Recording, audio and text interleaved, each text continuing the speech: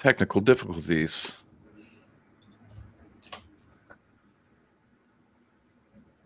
That was lame.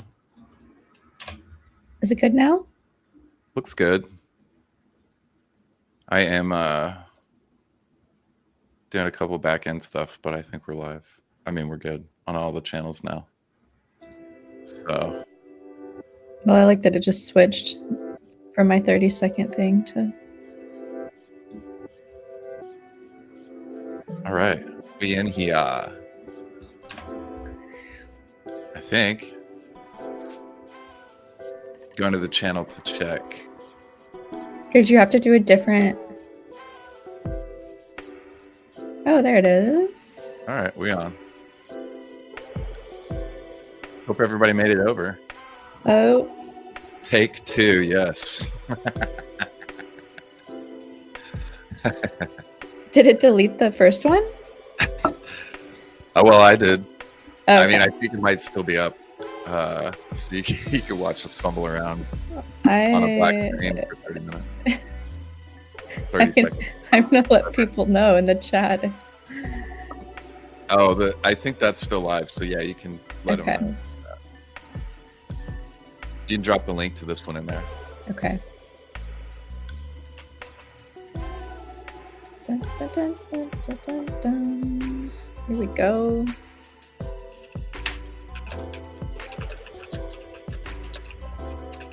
We're just bumbling our way through this every week. I tell people, hey man, we told people every week that we're surprised that we're able to pull this off.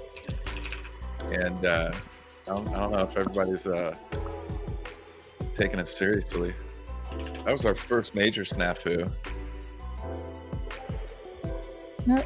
But we recovered. We fumbled, but we recovered. Oh, hey. We're live. All right. Oh my gosh. We'll give everybody a second here to we'll roll on over from the other one. We had to make a we had to make a whole new stream real quick. I think I did pretty good making that pretty fast. That was only a few minutes. It was like 5 minutes. It was quick.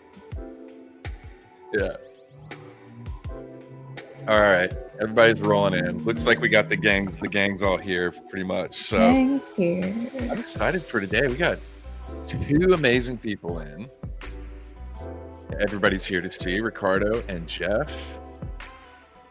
And we're gonna be getting into a fun topic that I'm really interested in, that I got to have a little experience diving into with Jeff, but we'll get into all that. We do have to take a minute and let you guys know that Kay is not with us tonight. She sends her best. She had a loss in the family, so Kay will be out for today and probably next week too. So you guys keep her in your thoughts and send up some prayers for her, you know, and her family. And we're staying in touch with her and doing our best to help out where we can. But hey, if you're watching, we love you. We love you. And, it's not the same without you. But please. No, I'm gonna try my best to be as good as you. But I will not be doing a fake British accent or Welsh. Well, we miss Kay, and we know that you guys miss her too. But send her some love, and out there, I saw her poke her head out on social media today, so that's good. And then we have a couple things that we want to mention to you guys. We want everybody to remember that we are switching our time next week. It starts next week to 6 p.m. So we're going to be rolling back an hour. So we'll be starting an hour earlier next week on Tuesday, and that'll be permanent there moving forward. So every week on Tuesday at 6 p.m. Central Standard Time instead of 7. So you guys get to see us an hour earlier every week. What else? I feel like I'm forgetting something. Forgetting a couple things. We got the conference. Got the conference. We're selling tickets already. Look at that. Sedona in May. You guys got to come. Scottsdale was amazing. And Fun. It was a party. it was a legit party. And what else? Is there anything else? You got your book.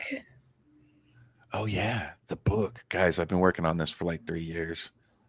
And it is finally done. So as of today, it got sent off to the publisher today. Thank you, Sammy. So I'm excited from that. You'll be able to get it on Amazon hopefully by the end of January. So I'm excited to share that with everybody. And yeah, but those tickets, get those tickets. If you guys are somewhere near Sedona, you got to go. And then I think Austin's either for sale right now or it's going to be for sale in like 2 weeks, if I remember correctly. And if you're near Austin, want to see you in Austin. It's my hometown. Come hang out. That conference is going to be huge. We see almost 3,000 people at the venue we got. We'll be at the Moody Theater at ACL Live in Austin. Premier venue. Yeah, which is like a big deal, right? It's kind of a big deal. Yeah. It's a big deal on my pocketbook, that's for sure. Yeah, so y'all got to buy tickets and come make it a success. Bring your friends, bring your family, get your mom into all this stuff.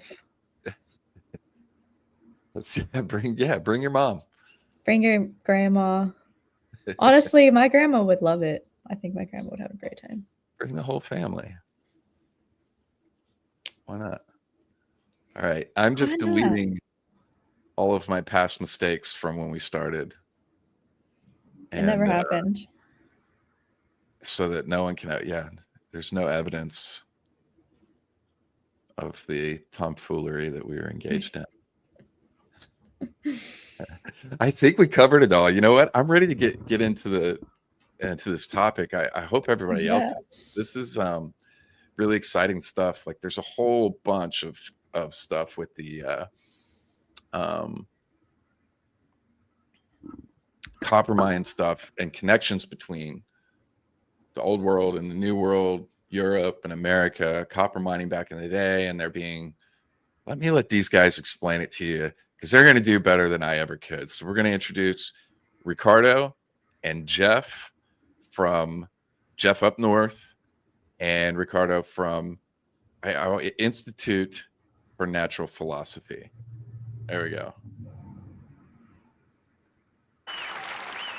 What is up, guys? Greetings. Thank you very much. Greetings. Yes. Thank you guys so much for joining us. It's a pleasure to have you guys. Yeah. Last time we had a conversation, you were in Malta, if I presume, in a That's B&B. right. Yeah. That's right. That was 2 years almost ago. 2 years ago. Yeah. Oh, Malta is amazing. That was good. I remember that now. I was in a little like side of a cliff house. Looked like an underground thing. Yeah, it was. It was like a little cave. It was really cool. So it's been 2 years. I mean, we interact online all the time on social media, but yeah, that was 2 years since we did that interview. And then I saw Jeff. I feel like I see Jeff all the time at this point. Yeah, I figured we had enough of each other at this point, but nah. We couldn't get enough. Never. Yeah, no. How have you guys met? Just through the internet, Ricardo, Mike, and Jeff? How do you guys all know each other? Through Nikki Anna Jones, I believe, right? We met through Nikki. Yeah. Jeff and I met through the Peru tour, which Nikki was a part of. And then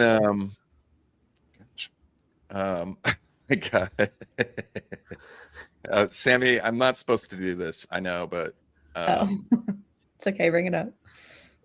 I couldn't help it. My name is Jeff. Noons. Hey, Noons. Hi, Noonie. I saw a lot of people in the chat. Yeah, Noons is here. Everybody here. Yeah. But yeah, you know what? Tell us how you guys got connected, especially around this topic, because I'm really interested in that. How you guys were able to. Yeah. So I remember when Ricardo first released his paper that he was working on, the old world bronze tools and copper from Michigan, the isotopic analysis that they did. He started posting. It was on Twitter, X, and then Mike, I think you shared it to me, and I shared it to you probably at the same time because we had just talked about this when we were up in the Keweenaw when you came up here, and so I kept sharing stuff, and I actually made my first video on YouTube that day with kind of a kick in the butt from reading Ricardo's release, him and Rick Osmond, that they released the paper on. So then we met in person finally a year and a half later at the AAPS conference in Harris, Michigan, up here. That's every October, and it's just kind of grown from there. And what did on my show one day? What did they do at the that conference where you guys met? It's mostly. Go ahead. I can't remember the name. Yeah. I can't remember. No, yeah, the Ancient Artifact Preservation Society. It's just people that lived in the UP for the most part and were so interested in the ancient copper mining. They came together and just started meeting every year, and it became a conference. So that's what it is. It's basically ancient copper mining in Michigan and all the different theories and ideas and any findings and stuff that it was created across the Atlantic Ocean to the old world and fueled the Bronze Age. Before I be crucified, I understand your question as where do they have the conference? What he said, I knew before they crucify me. No, just don't remember where the conference was. That's fair. I mean, it was at a casino in the middle of nowhere. You guys get some gambling in? No. Yeah. I don't understand what people do at those machines. I really don't. They just lose money. Yep. Lose lots of money, generally. So this is a yearly thing. So there's a whole, we were talking a little bit before we came on, and I was kind of getting into, y'all's work. And Ricardo, you said that this has been getting worked on for quite a long time by tons of people. So there's an ongoing contribution to this, to understanding what's going on here. And just to let the audience know, what we're talking about is copper mining up in Michigan, in these different areas, potentially by Europeans who are coming over here. Is that correct? And mining copper and then taking it back over to Europe? Or natives harvesting and passing to them, yes. Okay. So one of the two. Possibly Native Americans mining and then trading. So, as commodity, yes. So this theory basically changes the time frames around history and rewrites history in effect. Why isn't this explored more? And what is there that's pointing to this being a thing? Well, this has a major complication that's what's limited the exposure of these ideas for the past 40, 50 years, is the fact that Columbus was the first to reach the Americas. So that alone is the major conditionant so that no academic pays attention to any of this. So that's why when I look into their research, I decided to, instead of focusing myself in the UP area, in the UP Peninsula, that was going literally nowhere because the material wasn't accepted, I decided to start to look into the old world, because there is what they call the copper paradox. So if you see my paper, you see that in the non-conservative, very extrapolative possibility, all of the mines produced 1,100 tons of copper during 3,000 years, from 4,000. So we know exactly how much is. We know because of slag heaps, because of the what is left behind from the mining process. The academics calculated all of this, so they gave us all of this data for us to. So we're working with 11,000 tons being mined in the old world. Maximum. 1,100 tons maximum. And in the archaeological record, which includes hoards, burials, items found, include also a percentage of material lost. The academics calculate that there exists from this period around 100,000 tons of copper. So how do we go from 1,100 to 100,000, right? Yeah, that's a huge difference. While in the UP area, you know that it was extracted about, and this is an average between academics, 500,000 tons of copper. And we're talking about metallic copper, right? Because in the old world, there is no metallic copper. You have to process the ore in order to get the copper in a percentage of 5 to 20% of what you mine to what you get from the copper. In the UP area, what you take from the ground is the copper, 99.9% pure, with traces of silver and so on. But that's right. metallic The copper copper. at the UP is like some of the purest copper in the world, straight out of the ground. Is metallic copper. It is. Yeah. Is metallic copper, right? Yeah. Okay. So, look at that. Yep. That's just copper. That was out of a mine. Modern one, but yeah. So from those 500,000 tons, some academics go to the point of 680,000 tons, but I'm keeping it a little bit lower. What we find in North America is 5,000 tons. So there are 495,000 tons of copper missing. Okay, wait a minute. All right, listen. I've dug into some of this with Jeff. Hmm. And I went up there and visited them, and we went around. We looked at some places up there. We did the Keweenaw Wall and everything like that. If we're looking at these type of discrepancies, why aren't archaeologists looking at this? Columbus. I know it sounds ridiculous, but it's as simple as that. Jeez. Because there was no transatlantic traveling before Columbus. Okay, this sucks because I'm starting to get a little frustrated, not with you, but with a lot of the stuff that we deal with on a regular basis with the academic community. So we're just basically what you're saying is we are stuck on old ways of thinking, with Columbus being the first person to the Americas. We're stuck on old ways of thinking that there was no transoceanic, no travel across the ocean there, the Atlantic Ocean. Yeah.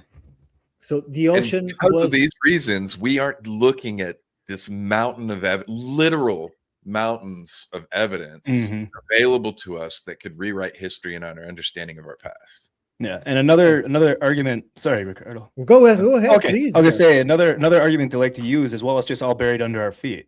The copper's all there. We just haven't found all the tools and decorations and stuff like that. Which, I mean, they had a massive trade network with the copper. I mean, they fly it all the way down in all the mountains, like in Cahokia, all over Ohio, Indiana, every Florida. But from, like Ricardo was saying, the stuff that we have found, it amounts to a fraction, maybe a small percentage, if that, of what they mined. Yeah. So but there is more to this that we can explore. Is that we are only looking at the difference on the copper, but there are other problems, because if you calculate how much wood you need to process into charcoal, not coal or coke, but charcoal, that's what they could produce. If you produce the amount of wood to produce charcoal to then transform ore into copper, they would need about 1,500,000 square kilometers of trees, right? So we can look at the paleo environmental records, we can look at pollens, we can look at sediments, and we know exactly how much wood was burned. We have coal pyres, so we know that if they were actually smelting by some possibility, the 100,000 tons of copper that is found in the archaeological record, if that was being processed in the whole world, there would be no trees. In fact, what paleological studies show is that 90% of the wood was human consumption in daily life, in fire, in heating, in house building, in tools, and only 10% would be reserved for industry. So it would be completely impossible to process. You have to imagine that you need from 55 is 110 pounds to 200 is by 5 to 1,000 pounds of wood, depending the type of wood, to create 1 pound of copper.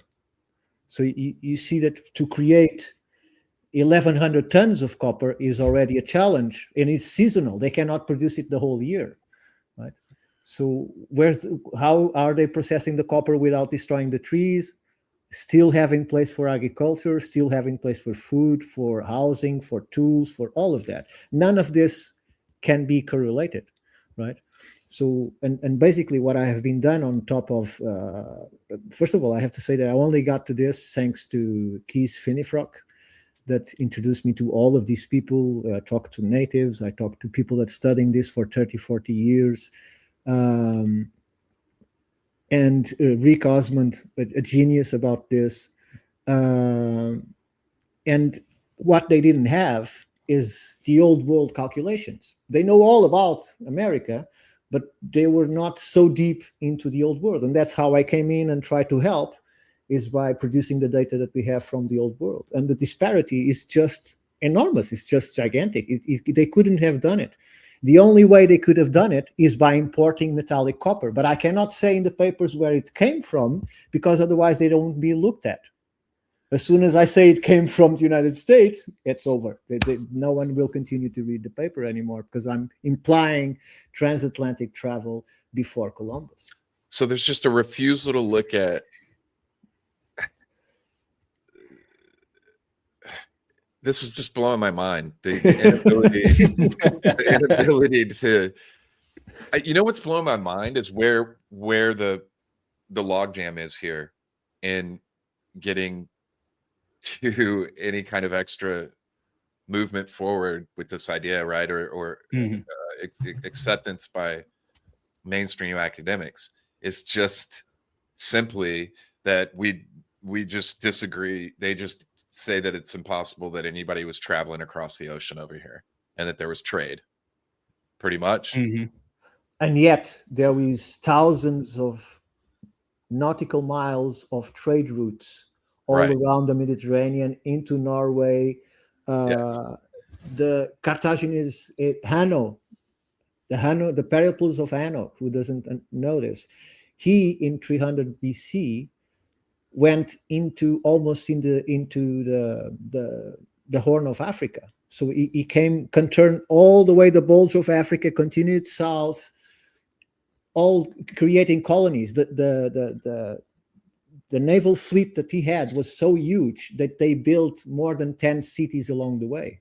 Some of the cities failed. It took so long exploring that when it came back, the cities that had failed returned to their ships and accompanied them back to Carthage.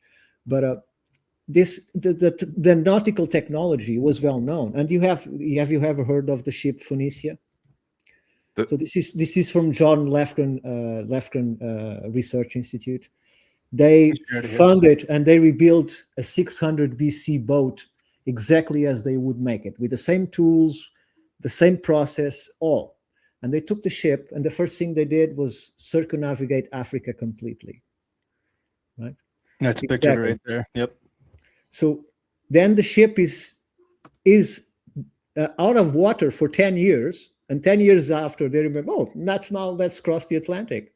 So minor repairs, put it on the water, and they crossed the Atlantic into the United States with no incidents. In fact, they had an incident in the Mediterranean, but they didn't have an incident in the Atlantic. So they proved, and this is what not publicized, they proved that 600 BC was completely possible to cross the Atlantic with no problems at all, right? With the technology of the time. And that ship is not particularly a big ship for the time. There were ships double that size. So it's just a fact that they don't want to consider any kind of transatlantic crossing before Columbus, because people were stupid, apparently. Yeah. So I don't think, like, this is quite a string to be pulling on. And I can guess, as we're talking and I'm thinking about it,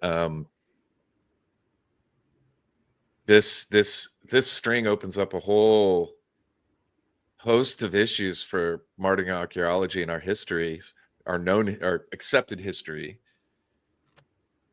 if we start pulling on this thread. it pushes dates back. It opens up all of history to speculation. It opens up the possibility of things that archaeologists love to rail against, which is, you know, like a worldwide shared culture of certain things, technology. Diffusion, basically diffusion. Yeah. Yeah. So this is a big deal. So where are we at with, you know, with all the research and everything, and how it's being collected and put together to better kind of inform the public? So what Jeff was talking about, the first isotopic testing. So this is extremely expensive, all paid by private hands, including the John Lefkin Institution.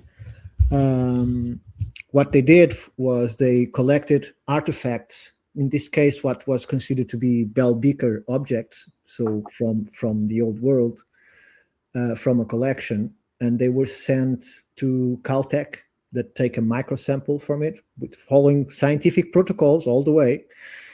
And then they were sent in a very specific logistic system for this kind of testing that is expensive to transport into Luleå labs, that is the most advanced, or one of the most advanced labs in metallurgy in the world. They test in parts per billion, which the academics have not done yet. They are testing in parts per million, and that lab tests in parts per billion, right? We managed to see results that show that the copper could have come from the UP area. The problem is, and academics jump onto it, saying that where's your provenience and provenance of those pieces? And we couldn't give them.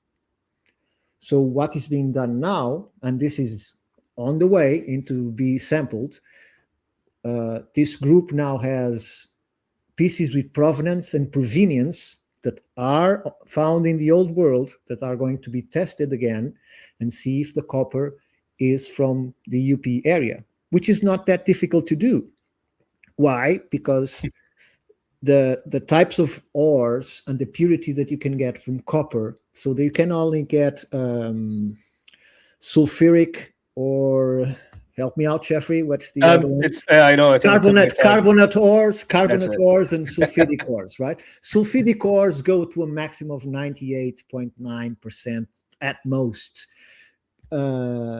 The other ones goes up to 99.3, 0.4, sometimes very rarely 0.5. And I found a place, El Wadi, which is the site is known as HLO1, where they found on the furnace, which is mind-blowing, they found on the furnace the piece of copper, and it was 99.6% pure. So they showed that their kilns were advanced. They created a system of tubes that channelize air inside and maintain the temperature. So they were obtaining the maximum possible, that is 99.6% without metallic copper. But if you do it with metallic copper, you get 99.7, 0.8, 0.9, depending on the impurities that you put into the metal. This leads us, for instance, to Otsis X. They try to hide it, but I managed to get from the museum and from the institute that tested the copper for Otsis X, and I managed them to give me the results for the copper, and it's 99.77% pure, which makes it immediately impossible to be from the old world. And they say, oh, but we tested the lead, and the lead is from Tuscany. Yes, it is.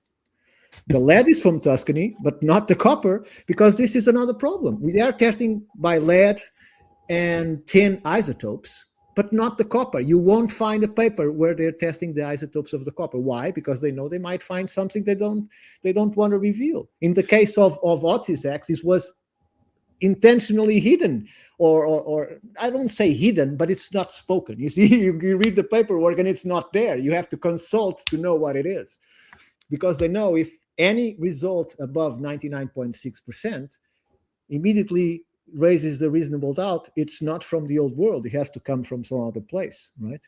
And so to end, because I'm speaking, what I try to do is I try to gather information from the mines, and it shows the results of the purity, and it shows the amount of material that was extracted from the mines. We cannot forget that these people were mining with antler picks. with stone hammers. So it was a very hard work and time-consuming labor, right? It was not something that you can collect 100,000 tons in 3,000 years just because it's 3,000 years. It takes time. You have very rudimentary instruments. And so I looked at the mines, I looked at the paleoecological data, and I look at the wood consumption. And it shows that the copper not only has to be an introduction of 90% of the copper had to be imported into the old world. They needed it in order to maintain forests, in order to maintain the consumption in levels that are sustainable and in accordance to what we find in the environmental record of those times. Otherwise, we'll find catastrophe. We find the decimation of forests everywhere, right? Mm-hmm. And as a final point, and then I will let Jeff talk, the most, for me, to me, the most important point of this is to recognize that there are hubs. This is like a secret. This is like a lodge thing. This was a so well-guarded secret, not only how to voyage into the America, but how to process the metal and how to distribute it. There's hubs, and those hubs are exactly where we expect and where our archaeologists say they are. They are in South England, where they had the team to transform the copper into bronze. They are near the vicinity of Santana Park, that if you see, it's like a replica of Atlantis. They had a wall with 42 kilometers that now is the Mediterranean. It goes from one side of the land to the other, right? That's the entrance of that harbor. I have images if you want to share them. And yeah, that'd be great. And the third harbor, I'll do that while Jeff is talking. And the third place is Cyprus. And Cyprus is extremely interesting because the name itself means copper. It's Kypros, which means copper.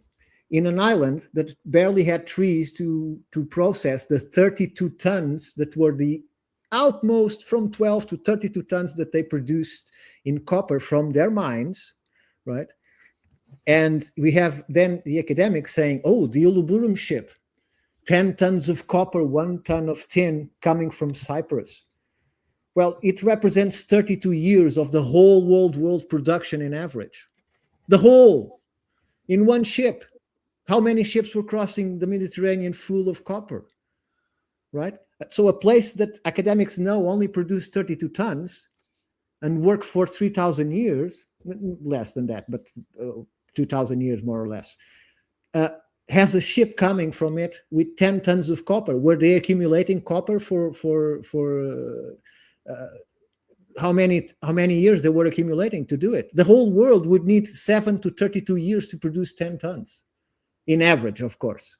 So all of this put together shows us that the copper had to be coming from someplace, and they don't want to look at where did it come from. But the facts and the empirical evidence is there, and they know it. They just can't accept the rest, so they don't follow this thread. And I will shut up for a moment. Let me ask you this, because this just kind of popped into my head. Could that possibly explain, like, you know, the amount of trees that had to be used for the copper? Could that explain places like in Africa where you've got, we know that it used to be dense vegetation, where there was desert? Could these been areas that were, chopped down and used and deforested for this type of stuff at such a large scale as we're talking? Because this kind of butts up against some of the research that I've been doing on the Band of Holes, and then going over and looking at how they're trying to stop the encroaching of the desert, and with the green wall that they're building over there, whatever they're calling it. I can't remember off the top of my head. But yeah, anyways, I don't know. It was just something that popped into my head. Well, I would say that might have played some part, but I'd consider it is a change in the environment, gradual change on the environment, or caused by some cataclysm that changed the environment and caused that kind of deforestation. Because if you remember, for instance, in the West Fazan, that is the opposite side of what you're talking about, more or less. You have the city of Garmantia, where the garments were the major traders of the area. They control it. In fact, the Romans had to destroy them in order to get the trade that they were doing. And their commodity was salt that they were bringing from the Atlas Mountains. So there are some, and I included in the study, there are some North African copper production areas, but they are all in the east area, not in the west. So I don't know. I can't respond. I can answer to you with certainty, but I would say that climate played a major role in that. Yeah. All right. I'll let you pull up those pictures. I want to see those. Sure. So Jeff, let me ask you, where did you, I mean, obviously you live up there. This has been a part, some of the stuff you shared with me has, been a part of like your local history up there. But I don't think people realize like how remote it is up there until you go up there. I was really surprised when I came up to visit at just how like out in the middle of nowhere you are. And by the way, when I left, did I tell you this, that my phone stopped working? It broke. So I had to drive back from the UP to Minneapolis with no GPS and just wing it. Which is quite an adventure, and then go to the Mall of America to the Apple store to get my phone replaced. That was a lot of fun, but yeah, you guys are so remote, and so this has got to be something that you've been aware of for a long time, because you also just mentioned it so casually to me on the Peru tour, like the last day. We could have been talking about it the whole time. Yeah, it's really not talked about a whole lot. Like universally, other than like people that do know about it or the people that live here. Shit, I know a ton of people that I grew up with that have lived in this area their whole lives. They had no idea about the ancient copper mining. Really? You know about the 1850s into the 1990s copper mining, but nothing before that. So I mean, even in high school, we did Michigan history classes, and we never learned anything like this. But what actually really got me started into this was my dad. He was reading about all the mines, the ancient copper mines, and he gave me some books, and I started reading on that. And he's just the one that kind of always talked about it and wanted to go check out some stuff. And then when you came up and we went to the Keweenaw Wall, just being out there exploring and doing stuff. I mean, I've lived up here my whole life. I've never actually done anything like that. I go out and look at these sites. I'm like, oh yeah, I know about that, but I've never gone there. And it just kind of sparked it in me to want to go out and find more stuff. And then just talk about this stuff and tell people that aren't aware of it, even just to open the door for them. It's pretty interesting. It's fun. So how many sites have you been out there checking out and visiting? You've been going around and you found the Phoenician petroglyph. Yep. That's up in Copper Harbor area, but we're not telling any location on that one because people already tried to destroy it once. So isn't that messed up? I can't believe people do that. But you did find it. We went looking for it when I was up there, or a little. Were we going to try? I can't remember. Yeah, it was a long ways away from where we were, quite a ways yet. But but I know how to get it right there now. So whenever we head up, whenever you ever make your way back up here again, we'll definitely go there. Well, I'd like to come up. I'd love to hear more about the conference that they do every year. And if you guys are going again in 26, that'd be fun. What time of the year do they do that? It's the first weekend in October. It's already up, I think. If you look for AAPS Copper, it should have the date of the next one. Can you guys, one of you guys drop the link in chat? Sure. Can you do it, Jeff? Yeah, I got it. Yeah. So it's always the first weekend right there. Yep. 2nd, 3rd, and 4th. I could potentially maybe do that. That's busy. We have the conference in Austin. I was going to say, I know it's close to that. 17th, 18th, and 19th. I think that I'm right on the dates, so it's doable. Are you going to put it in the group chat, Jeff? I just put it in the private so you could share it on yours. Cool. Yep. Oh, there it is. Okay. I can say there is lots of knowledge and wisdom there, and they have no new blood. And these people are getting older and older, right? And there's no record of their information for posterity.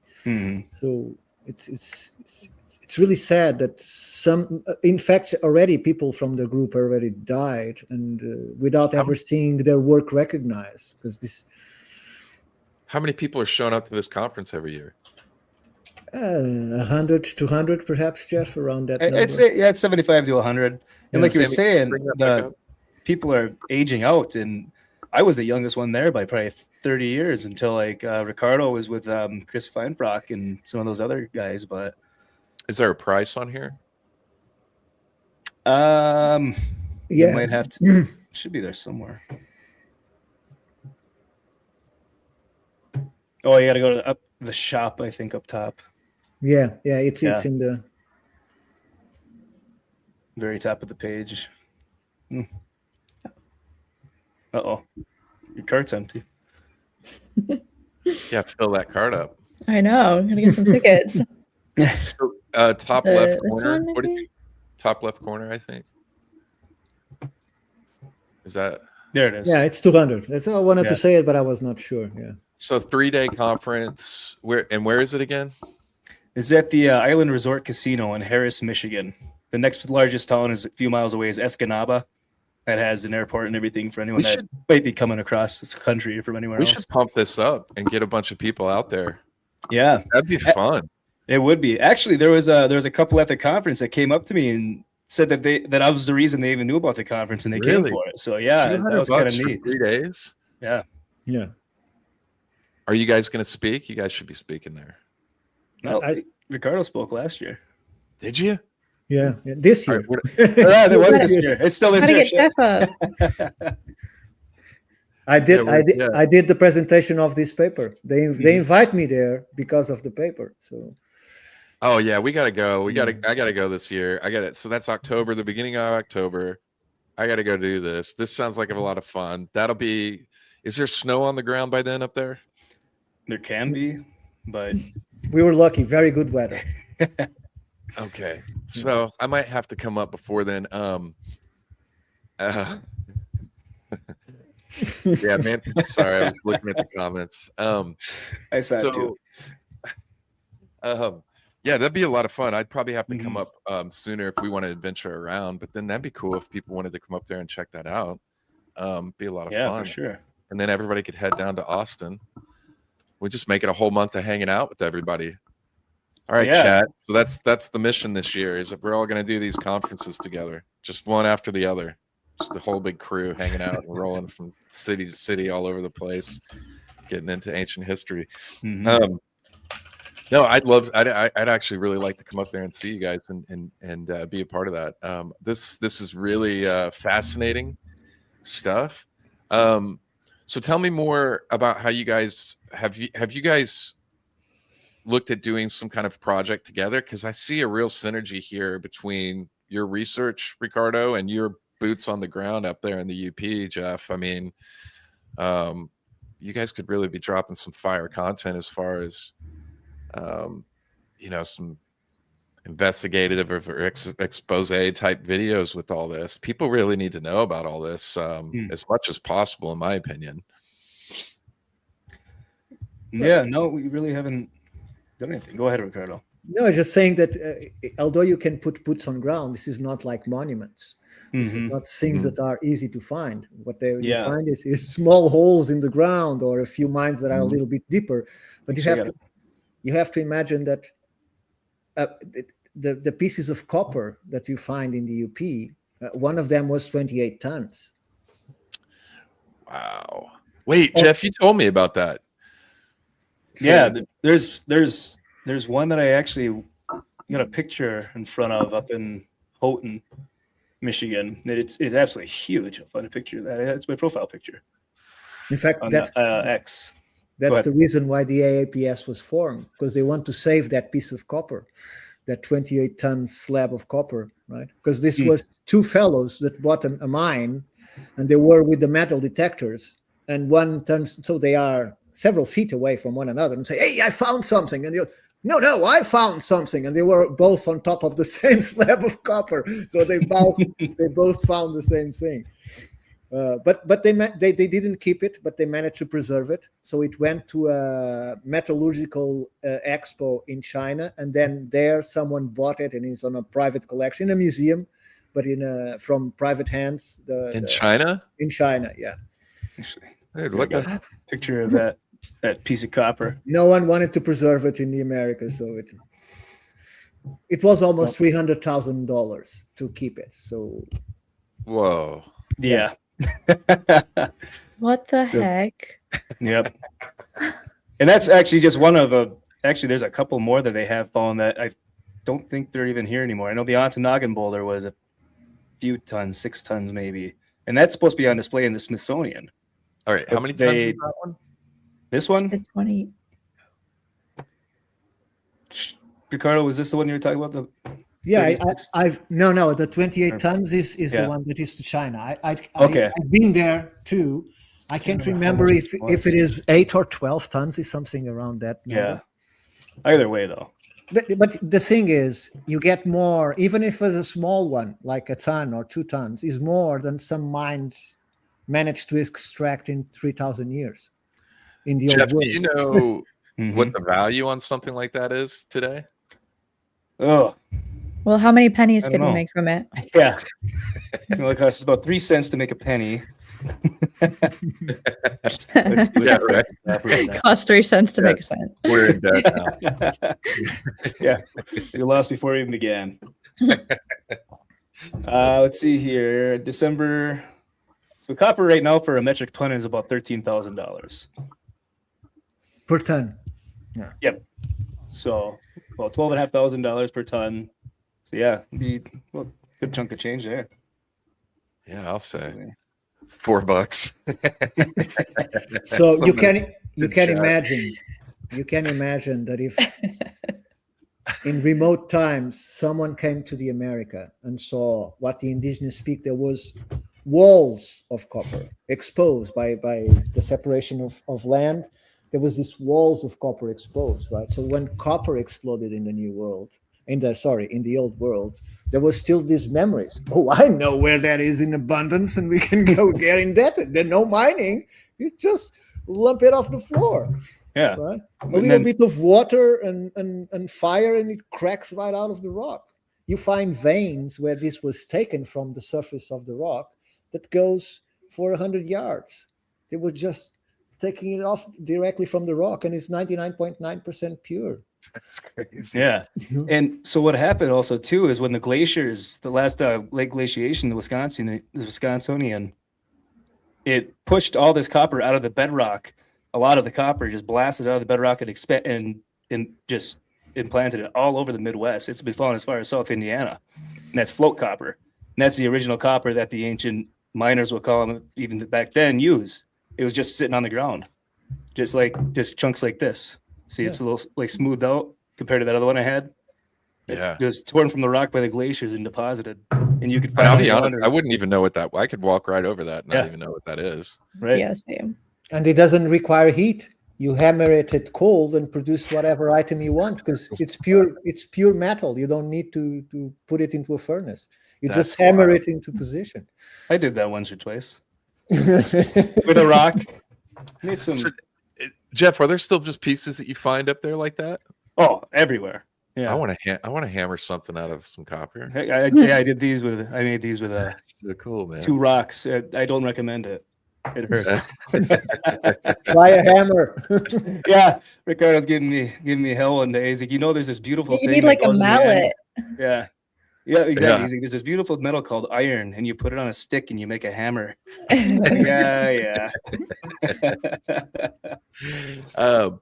Dude, I look. I knew that this was a big deal. Mm-hmm.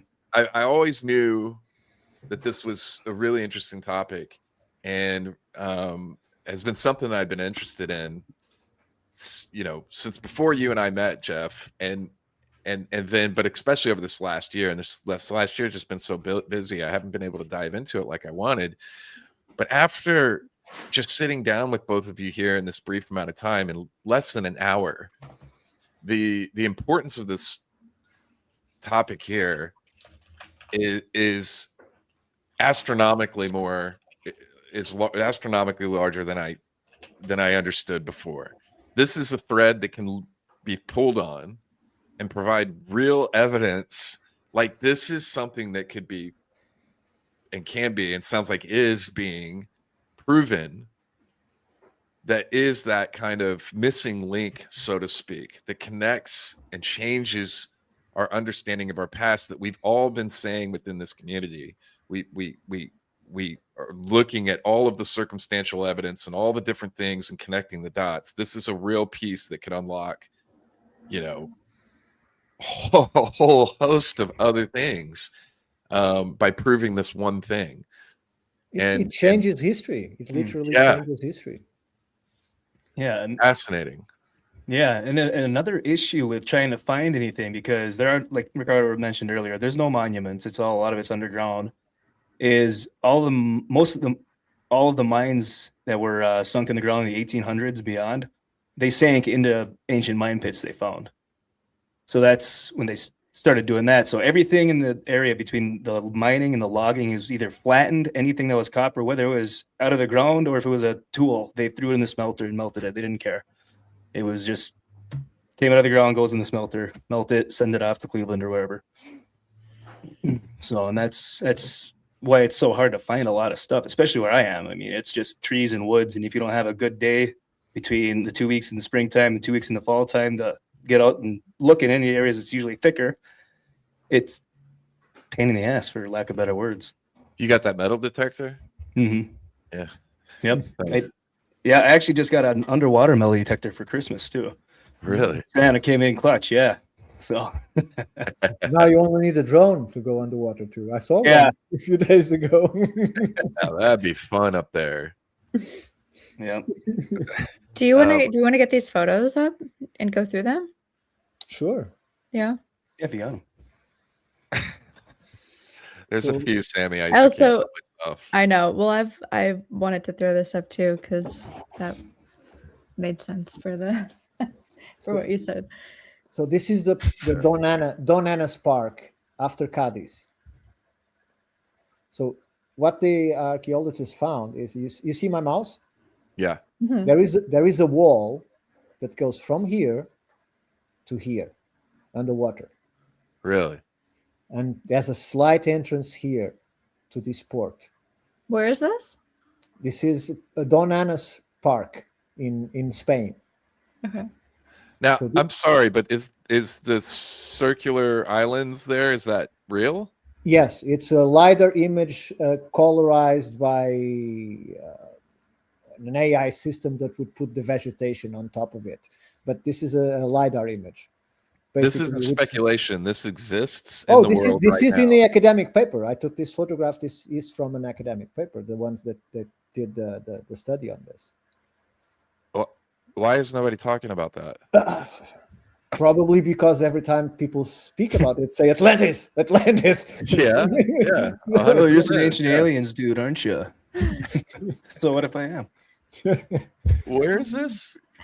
Don Anna Park, Spain. Can you spell that? I want to pull this up. DONNA ANA and then Park. I was just gonna ask, is that that Atlantis documentary they're gonna show at, or they did show at Cosmic Summit, or is that something different? Oh, I wasn't there, so I have no idea. How deep is the water there where the wall is? I don't know, but it was done by scuba diving, so it can't be that. Okay. It So was it's not not something robots. you can It was not fly a robots. drone over and pick up? Yeah. This is what I talked to you about, the Pericles of Anno. Yeah. They came all the way here. Yeah. By the way, here was where they found, according to the chronicles, Sasquatch-like island creatures. Yeah.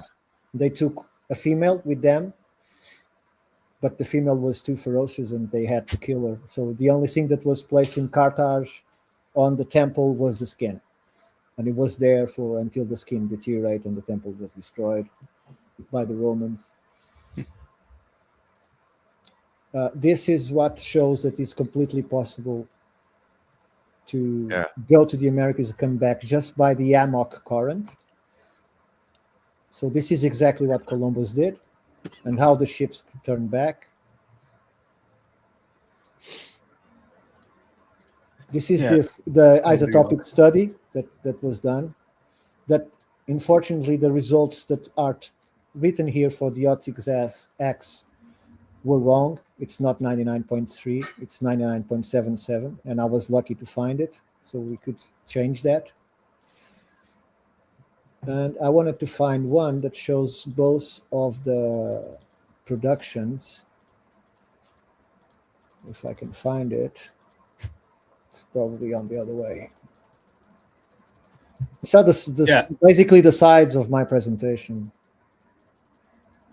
Oh, there it is. So Upper Peninsula, extracted, minimum of 100,000 tons, maximum of 500,000 tons, found in the artifact record, a minimum of 1,000 to a maximum of 5,000 tons. So where is the rest of the copper? And when you look at the old world, you have 240 to 1,100 tons extracted. And we have a minimum of 10,000 to 100,000 tons in the archaeological record. So it's just put two and two together. Yeah. So, because if you look, I have here the summary of all of the mines put together. Summary. So when I go, first of all, you have here the purity that is obtainable, right? That I was talking about, right? So look, the whole Balkans between this period produced 26 to 66 tons only. The United Kingdom, that is considered to be that huge hub that was distributing copper and bronze all over the place, only produced from 15 to 57 tons in copper, right? And the purity never exceeded 99.4. Ireland produced 6 to 20, below 90% because it's sulfidic ores. France, 5 to 20 tons. Spain, 24 to 79. Italy, 12 to 45. Switzerland, 0.5 to 2. Mm-hmm. Cyprus, that is the what you're talking about. There is a ship with 10 tons coming from Cyprus, and it only produced 11 to 35 tons. Right, and the copper that is in the ship is of high purity, superior to 99.7%. The copper from Cyprus, 98.8 top. So Greece only 11 tons, Turkey 36 tons top, Egypt 45, Israel 40. So you sum all of this, and how do you have an old world copper age without copper? Yeah. So the question that these people from the AAPS conference have been asking is, where did the copper go? And the question that I'm making is, where did the copper came from? Right. So this is the Uluburum ship, by the way, where it was found. Yeah, it's found off of Turkey. Okay, yeah.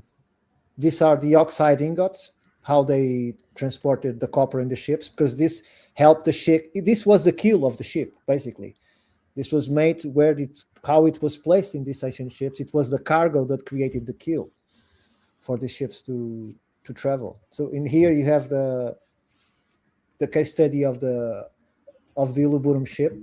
So 10 tons in 354 ingots, that equals to 0.06 to 0.28 tons a year produced, which results in 32 to 142 years equivalent of the old world copper production overall.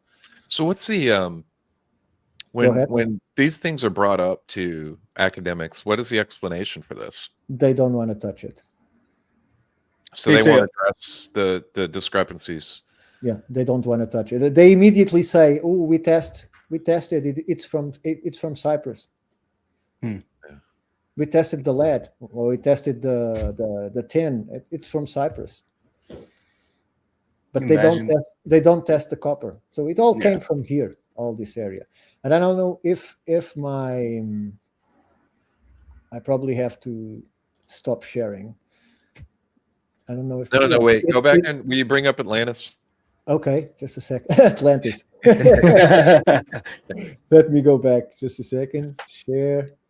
Okay, so this is the park. Yeah. Where I was trying to like figure out where your map was compared to this, and it looks so different. Where Window. Wait a second. And I have to share the entire screen because I'm lost now. Share. Zoom in on that one spot there, Sammy. The bay.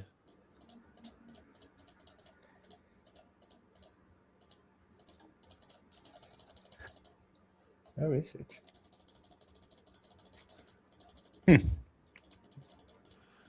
Is that all the way? Are you all those way zoomed in? I don't. Yeah. Yeah. There's some. So it's here. If you look at the map that I have now, people can't see it, but you can. Oh, I see the. It's here.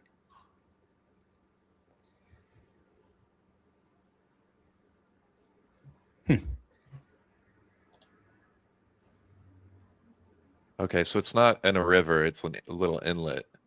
It's a river inlet into the Mediterranean. Yes. So we have to find that. Okay, because if I can see that, You won't see this in a map. This is a LiDAR. This is uh-huh. a radar image from satellites. okay. This is all underground, underwater now. All of you see here doesn't exist above the water. Got it. Only this bits here are still above the water, but everything that is here, no. Mhm. I feel like I have to go to there. Yeah. We're gonna add this to the list of places we have to scuba dive. Did they say how big the diameter of the whole area was, or the radius? We had to go to the paper. I can't remember. Oh, okay. I Say, it don't- looks like a good chunk of the It's area. it's enormous. It's enormous. But, So, guys, but in the map, considering the scale, it's very small. It's very hard to find because it's a very narrow piece of the map. yeah. So I don't know if you, let me see if I can share the screen window. Yeah, we'll go over there. I'll film. Jeff, you've got to bring Ricardo, you're our guide. I'll come over there. Sammy will film. I also have a metal detector though. And everybody, Jeff and Sammy, y'all Oh, bring we're bringing all the metal detectors. And we're good to go. I love this. This is just That'd be slowly fun. going to turn into like a treasure hunting channel. Well, I mean, It's basically part of what I do. yeah. Just don't find a whole lot. I'm not sure if you can see my screen, but I used to think that the UK islands were the highest concentration of ancient monuments on one place until I started adding and adding to the Google Earth. And I realized that this area is the most convoluted area in the globe. Forgive me. Because every single point of this is a mound, is a site. It's just without Did you end. share it? You didn't Yeah, share do you anything? want me to share you some do you want me to share something that's on your because I think you just have I think it's on the screen, no? It's a I Google think you Earth. just have the stream Let me see. as your I stopped sharing and I'll do it Yeah. again. okay. Sammy, do you still know how to do a poll? Yeah. Let's put up a poll and see what everybody thinks about Ricardo and Jeff doing a collab together, because we had a bunch of comments in there. Let's see what they say. Let's see what chat says about getting everybody involved together on something like this, making something big. I'd love to be a part of it too. I want to come up this year and stuff, but maybe you guys would all like to collab on some kind of video together. Sure. Let's see what Absolutely. chat says. We had What are some we good, asking? Do we want to see a collab content? yeah.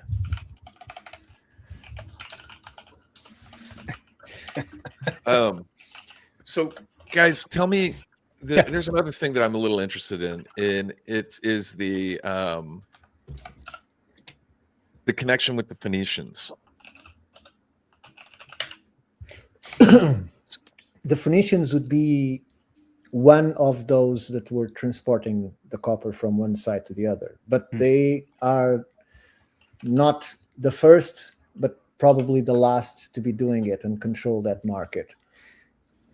There would be, according to these people that are much more versed than I am in this aspect, they can recite names, dates, journals that you go and look for this information. One of the studies that I did in their request is to look into the work of Peter de Roo. And Peter de Roo was contracted, it was hired to go into the Vatican, look into some papers, unrelated topic. But he was fascinated because he found these reports of this 3 priests and a bishop that when, by the time of the Moors' invasion into Iberia, decided instead of fleeing north, they decided to go into a ship, and they end up in America. So you have all of this report there, how they got there, what they did there, the voyage back, and all of this is kept in the Vatican. Like these reports, there are endless more from Ireland, from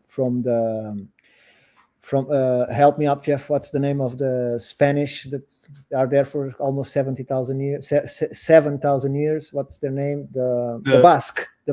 Oh yeah, I would have come up with that one. The Basque would go fishing all the way almost into the Americas. So it's just a stretch to get to the other side.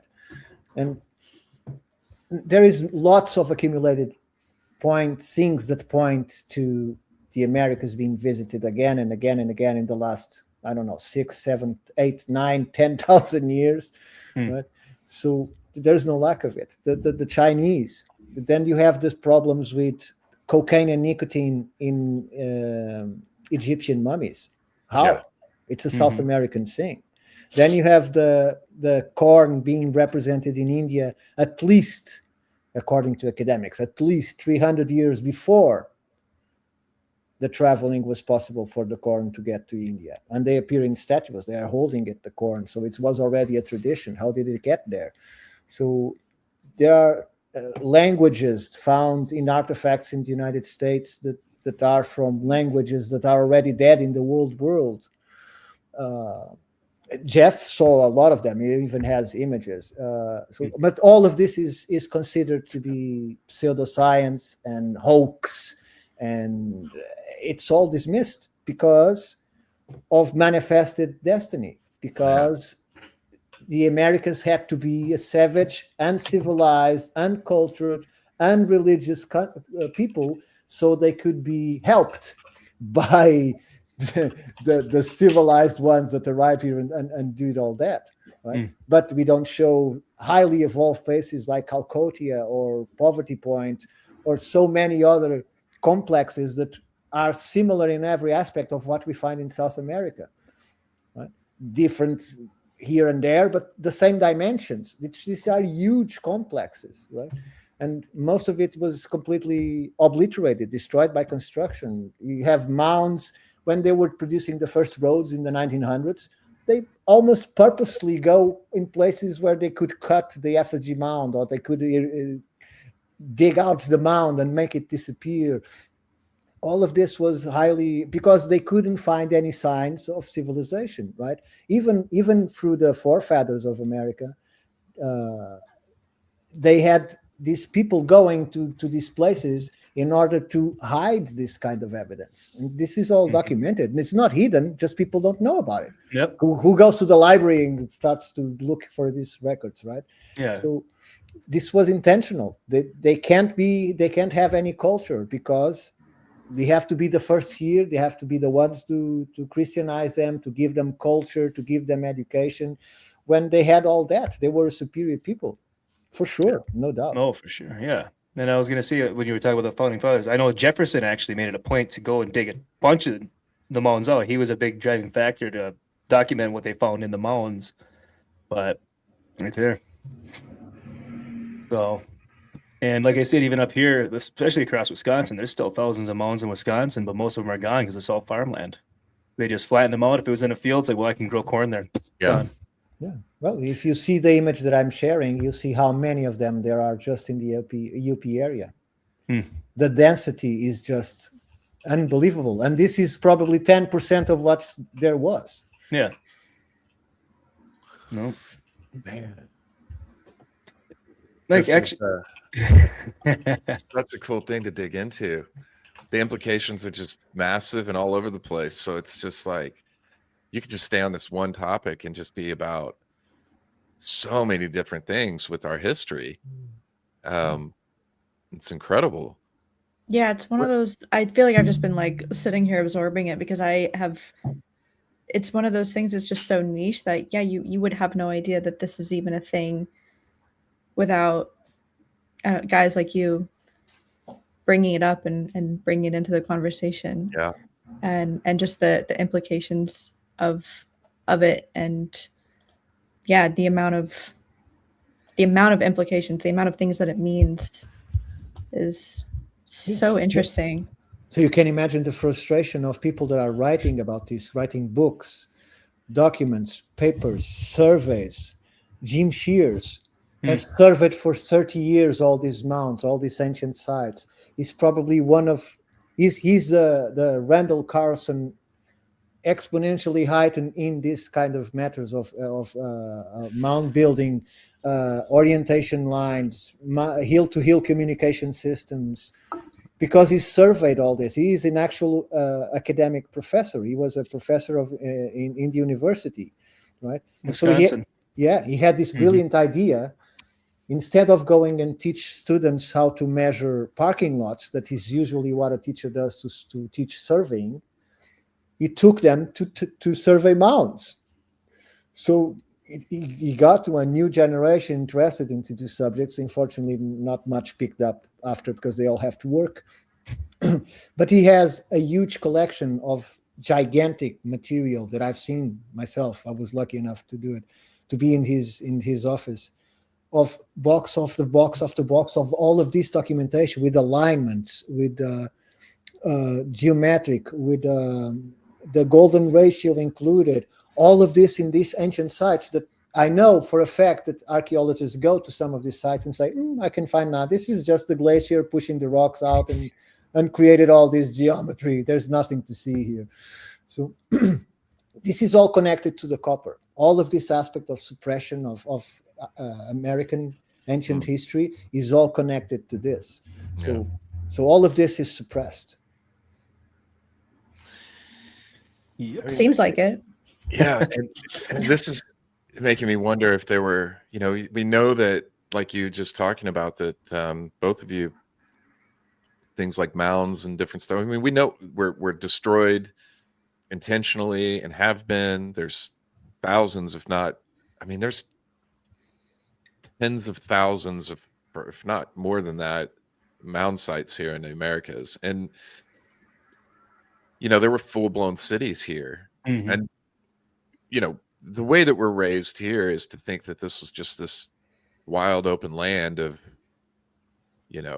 hunter-gatherers and nomads type people, groups of people living around here. But there were cities here in the Americas. And it makes me wonder if there were other things here that were repurposed, destroyed, knocked down because of this, the type of trade at this level happening. There would have had to have been permanent settlements here to facilitate that type of trade, and ports. And it was seasonal. They couldn't do it in winter. So they only had about 6 to 8 months, including the voyage. Like they could depart sooner to get right on time, and so on and so forth. But yes, it was a constant movement of material, and the rivers and the lakes were the highways. Not by land, it was the rivers and the lakes. Right? And also what's interesting, like Ricardo said, it was seasonal. So they've never found, as far as I'm aware, any bodies or any long-term shelters or inhabitants up here at all. And with the lakes and rivers being their trade routes and highways, on Isle Royal, which is the largest island in Lake Superior, just north of the Keweenaw Peninsula, I think they almost 5,000 mine pits on that island. 10,000 on there. And these go from, like, they call them potholes. They're just smaller holes all the way up to like 30 to 50 foot wide pits that go down, some of them 60 feet deep into bedrock. But Just to travel on Lake Superior is treacherous in itself. I mean, even like steamers and ships and stuff that are on the oceans say that the Great Lakes and Lake Superior is more treacherous than just going on the ocean. So imagine a small boat, something 8,000 years ago on the most dangerous body of water in the entire United States, just to get your copper from one spot to another. So that proves something in itself, I think. Well, you have, for instance, people working on this, like Bob Kuprick, that Jeff also met at the conference. He was the filmmaker for Ford, for the real Ford guy. And he uses skills to do. He uses a boat with sonar and equipment, and they dive and so on to find. They are looking for some piece of copper in the bottom of the lake, some sunken boats. They have to be, right? Mm-hmm. When they finally find something interesting, they find that, and to make it short, he explained all this in detail, the safeguard, the Coast Guard, or the whatever it's called in the lake, they secure these areas where they know these ships are, especially because they might be old world ships, because you used to take the big ships all the way up because the rivers were different back then. And so they cover it with nets and then put scrambles on top of them. So each time they come there to try and put the rovers on the water and to dive and to find the location, everything goes haywire because they put scrambles on top of these boats. They covered with nets and then put a scramble on top of it, and you can't find it anymore. In fact, he was aborted 2 times by the patrol ship saying, you can't be in here. Go do research elsewhere. Yeah. What up, Luke? Hey, Luke. In chat, definitely tons and tons of land highways. I actually DeSoto saw them. Yeah, thank you. Yeah, man. This is a huge area of research with many ramifications. But it's all connected to the fact that there couldn't be a civilization here to be respected.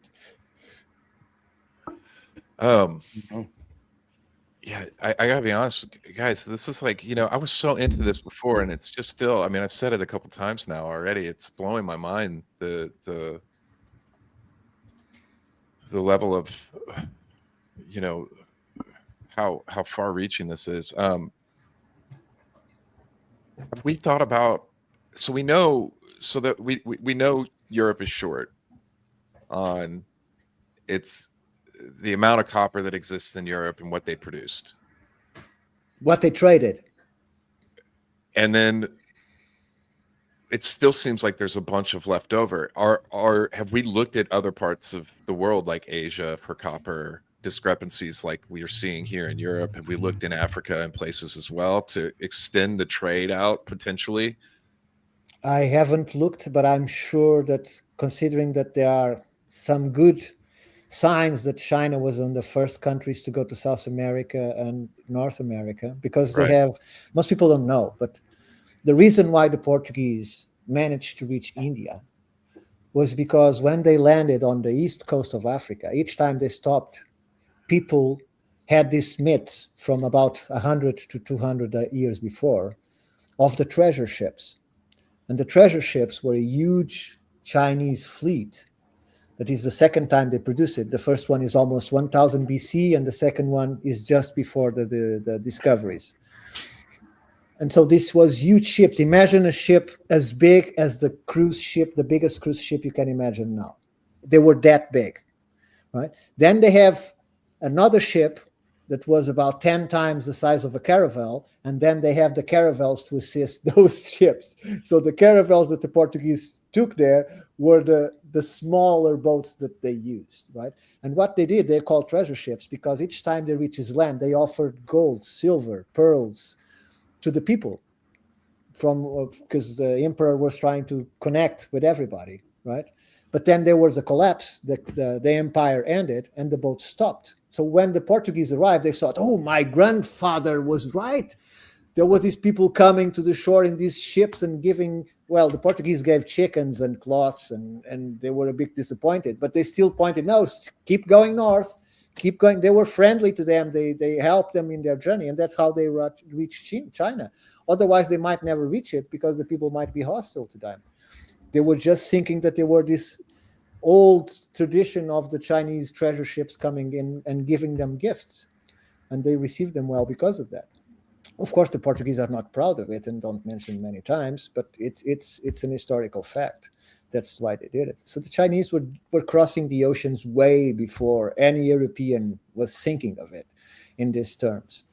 So, and we don't stop and think about that. I've often talked about how, like insular, the way that we're taught things here in America is just like everything is from this perspective of America, not world, right? So you look at things, or I'll just speak for myself, the way that I kind of came up in school was this is almost like history stops at the border with Mexico. You know what I mean? And it's like there's like this limiter in your thought process of things being distinct from each other as far as like, Mexican history and American history, but these lines didn't exist, right? Back then, and so you have to do this mental process of like removing all of that as you're exploring history and connecting the dots and stuff like that. And then you start getting into even more fascinating stuff like you just shared there with other cultures coming over to the Americas and different things. And there's tons of stuff that I see people share all the time about Chinese culture being in the Americas, in North America, and there being petroglyphs and all sorts of different stuff that can be traced back over to China. And you start putting all these little pieces together. Wow. The thing that's so fascinating about everything that we're talking about tonight is that it's like I said earlier, is that it does feel like a thread you could pull on that would unravel everything, where you have real actionable data that can be put together and put out there that can potentially at some point not be argued with. All you need is which that's the problem, right? Is you need the academics to look at it for it to be accepted. Well, they don't accept even the indigenous tradition, because if they go and ask this and that tribe from that area, they'll say, oh, when we got here, yeah, there was a white man here, or there was a red hair man here when we arrived here, right? Because we come from other part of the country. They're not saying they are crossing the strait to get to the Americas. I'm just saying long after that, when they expanded territory, they found here and there, they found white communities. Where did they came from? They came from Europe. Because how hard it is to put a boat on water when the season is right. Follow the coast. Let's imagine they are dimwits and they cannot determine longitude and latitude, right? They go around the coast. How hard it is to get to the Americas. If they are hunter-gatherers already, they just leave off, hunt, eat, continue, stop, continue. They will not go by land if you have a fleet of canoes or bigger ships. You just do it. There is no obstruction to do that. It's just the imagination of these people that stops the thing that we reach to the shore and our intelligence disappeared. Do you have someone? Is this accurate? Do you have someone that you're working with to look at your work? Oh yes, it's his name is Jeffrey Lewis. He's being very kind, but he's going to use my paper to show his students how to create a peer review. So I'm going to be heavily criticized because I didn't make it as a peer review paper, right? But at least I think he doesn't agree with me, but he's being very fair, and I'm expecting that he give me his annotations because he hasn't have yet, but he didn't have time to do that. So I'm quite eager to see what he's going to point. My first paper was seen by an academic, and I got some reviews on it. And I can tell you some of them. I didn't write double space lining. You did what? I didn't make double space lining. It was all grammar. And I didn't have an abstract format. Dude, get the fuck out of here. He created 2 pages on his blog. A first one, and then I answered him and telling this is the fact, this is the paper, this is the reference, this is that, and he created another page saying exactly again the same thing. It's not formatted for academic review. So he didn't even touch the contents. He stopped at the format. He read it, but he didn't give any reviews on the data because he can't. Because the way I'm trying to make my papers is, if you want to contradict me, you have to go and talk to the 30, 40, or 100 people that wrote those papers where I took the data from that are peer-reviewed papers. I'm not inventing any data. I'm going to you guys. I'm lucky enough that you did the job so that I can put the papers together and extract the information. So if you have any, look, man, to be honest with you, as an academic, the way that you're doing that is amazing, because I wouldn't touch it with a 10-foot pole. Because basically, if there's anything in there that he reviews and says is accurate, then he's basically going against his peers, right? Which we all know how they treat each other if you step out of line. So, that's why the old world, wow. the ancient minds of the old world, has 100 references, 100 papers. Is this publicly available? Yes. Can you show or bring that up, and drop a link in the chat here for people to take a look at? I think people would love to see this. I put it in the chat, just a second. Thank you. Yeah. Wanted to kind of rewind a little bit, if that's all right. Yeah, please. Back to when we were talking about like other places in the world that we haven't looked for, like copper trade even. But I know that South America, like even in Peru and all the Andes Mountains, they had their own Bronze Age. And they were making tools and axe heads and stuff like that. It's almost like identical way that they were doing it in Bronze Age in Europe and the old copper culture in Michigan's Upper Peninsula. And this was actually brought up to me at the AAPS conference by a gentleman that I met there, and he's just a hobbyist into this stuff just like we are. And he's telling me, he's like, so there's this place that's called Michoacan in Mexico. Michoacan? Yes. Yeah. And he said, what if that's actually connected to Michigan? Michoacan, Michigan. That's actually the first place that copper metallurgy started in Mexico. Was there. Granted, it was a lot later, but still, it's kind of odd. There's a bit of a connection. It sounds the same. Yeah.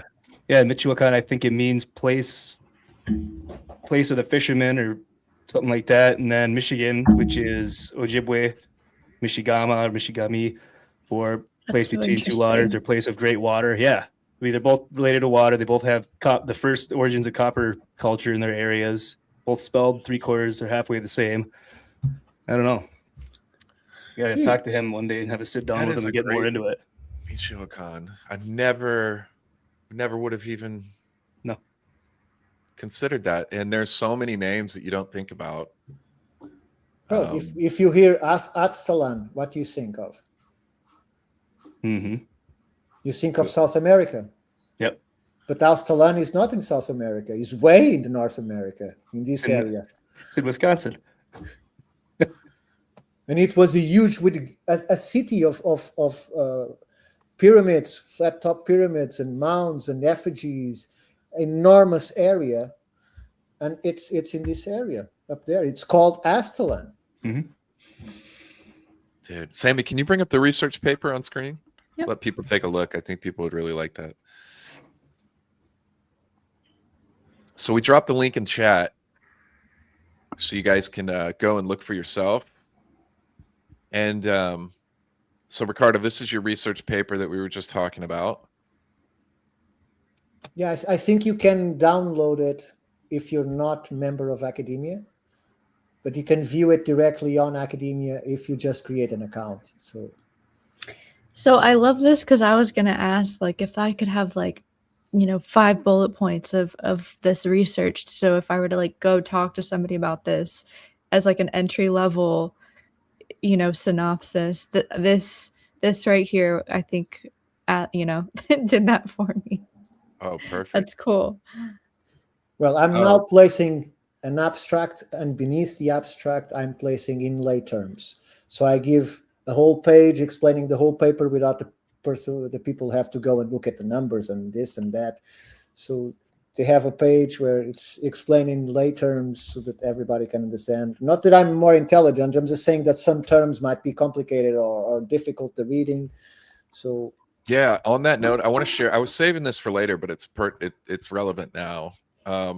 Rubate, hello, what up, brother? I want to Hi, see a Ro. full, Good to see ya. concise presentation by both Jeff and Ricardo in one video. The main points and conclusions. A one-stop shop I can point to when people ask me what it's about, and I absolutely agree. I think that is really needed. It's like a very well done video that lays this out and explains all of this in a really, Jeff, we had talked before. I was planning on doing a full video on this, but this is, last year after coming up and meeting you in person in the UP. But I think people would love to see you guys do something together like this, and put something that's very simple and easy to understand for people with the references for it's like an introductory video to explain all of this and why it's so important. It's very simple for people who are just getting exposed to this, which would be key to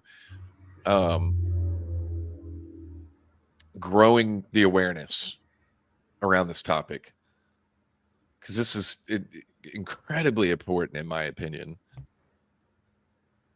Great work, by the way. It has lots Amazing. of slides, charts to make it easy to see every point, every value. Forgive me.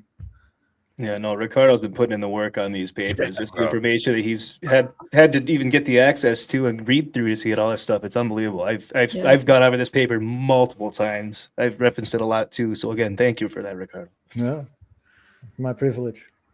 Amazing. Yeah, guys, go check this out. We linked this in the chat, so you guys can go look. And like Ricardo said, just make an account. You can download it. Is that what you said? Yeah, it can be downloaded. Yeah, you can have it yourself. Look over it and check it out. If someone can't buy any, because it happens. Even for instance, this gentleman, the academic Jeffrey Lewis, he couldn't download it for some reason. So I have a Google Drive file. Just talk to me on X, and I'll send the Google Drive file with the papers, and it's no problem. Awesome. What else? What are we missing here that are major points? We had the article up there, but I didn't read over the 5 key points. What are those 5 key points that kind of help people understand this there at the beginning of your research paper? I can't tell you because they are created by the AI of Academia Edu. I don't know. It was the first time that I saw them. Gotcha. Yeah. Sammi, can you still read it? Mm-hmm. Yeah. Probably against me. Let's see. You want me to bring it back up? That's their AI review. Yeah. I can't read it if you can. Oh yeah. Do you want me to read the 5 key takeaways? Yeah, please. 1, Old World copper production 5500 to 1000 BCE falls significantly short of artifact quantities, indicating a structural deficit. I'm gonna butcher this. Uluburun. The Uluburun shipwreck contained around 10 tons of copper, exceeding known Old World mining outputs. Number 3, regional surveys show copper mines yielding hundreds of tons, yet artifact evidence suggests thousands are unaccounted for. 4, the imbalance suggests undiscovered mines or transoceanic copper trade, linking the old and new worlds. And last, future research should focus on isotopic analysis and quantification of mining outputs across both hemispheres. Yeah, it's pretty accurate. Do we feel like that's fair? Yeah, it's very fair. Yeah, it's fair and accurate. Good job, AI. Yeah. Good job, AI. Good job, AI review and takeaways. It's kind of your job. You should be. So on that page of the institute, you'll find papers related to the transatlantic crossing. You have papers about the paleoecological impact. You have a paper about the fuel efficiency and types of woods and what it translates in terms of results for the production of the copper. And you have this one with the mines of the old world. So all them put together creates, I don't know, 150 pages or something like that. But something that I have to do one day, but just don't have the time. Well, you seem uniquely suited to doing this type of work, brother, because this is not me. So, you know, one of the things that has always been really important to me is, and I went over a lot of, I really pressed this at the conference, was community and the importance of community. This is why it's so important, is because we all bring different strengths to the table. And if we have a community where we're, you know, building each other up and supporting each other in our works, you know, we're able to champion each other when we do amazing things like this, which is incredible. I can't wait to read over that. I mean, we have people in the comments already that are downloading all this. I've been popping up a few of them on screen if you've been able to see. But yeah, people are already going and downloading this document. This is great. It needs to get out there. I think people need to be aware of this topic. What have we missed, guys? Has there been something, Jeff? Has there been anything that we've kind of missed here that you've been in the back of your head that you've been wanting to share? Just, I don't know. I'm trying to find. I did make a video on it, the Egypt connection, I called it. Mm-hmm. Like, because when we were at the Grand Egyptian Museum, I found the copper and bronze artifacts and tools and stuff, and mainly knife blades, and there was a lot of them that looked extremely similar to what we've found in America. And that's usually, and that could go, maybe there was contact between the Native Americans in America and whoever named the Egyptians, or maybe the Phoenicians were, because there's stories of the what is it, that Keftu, the red-skinned people that would travel with the Phoenicians and bring copper. There's paintings on the tomb of Rekhmir the second or something like that, and it shows them carrying copper ingots on their shoulders, and their skin is colored red. Where do you find the red man? You know, North America, bringing copper. So, dude, no kidding. Which, yeah, by the way, very little about it anywhere. We were in the museum, and Jeff came over and tapped me on the shoulder and said, "Hey, dude, you got to come look at this." Brought me over to a display there and showed me the where they were the spearheads. Is that right? Yeah, there was one that's it's like a sword. It was like 2 feet long, and I looked at it, I was like, holy shit. Sorry for lack of better words, but that looks exactly like a copper sword that they found in Thunder Bay, Ontario. And I got a picture of them side by side here with the guy that found it, or one of the guys that found it. And the picture on the right I shared here was at the Grand Egyptian Museum. You're able to pull it up? You got it to pull up. Yeah, I just shared it here. Okay, perfect. So the one on the right was the one on the bottom right. That was in the museum. The picture doesn't do it justice. How it's about 2 feet long. And then this one was found on the shores of Lake Superior, made of copper. And there are a bunch of other blades, fish hooks, little, almost like a paring knife, all made out of copper or bronze, and then pounding the copper. Almost the same shapes and designs. So now we're connecting. You guys are connecting.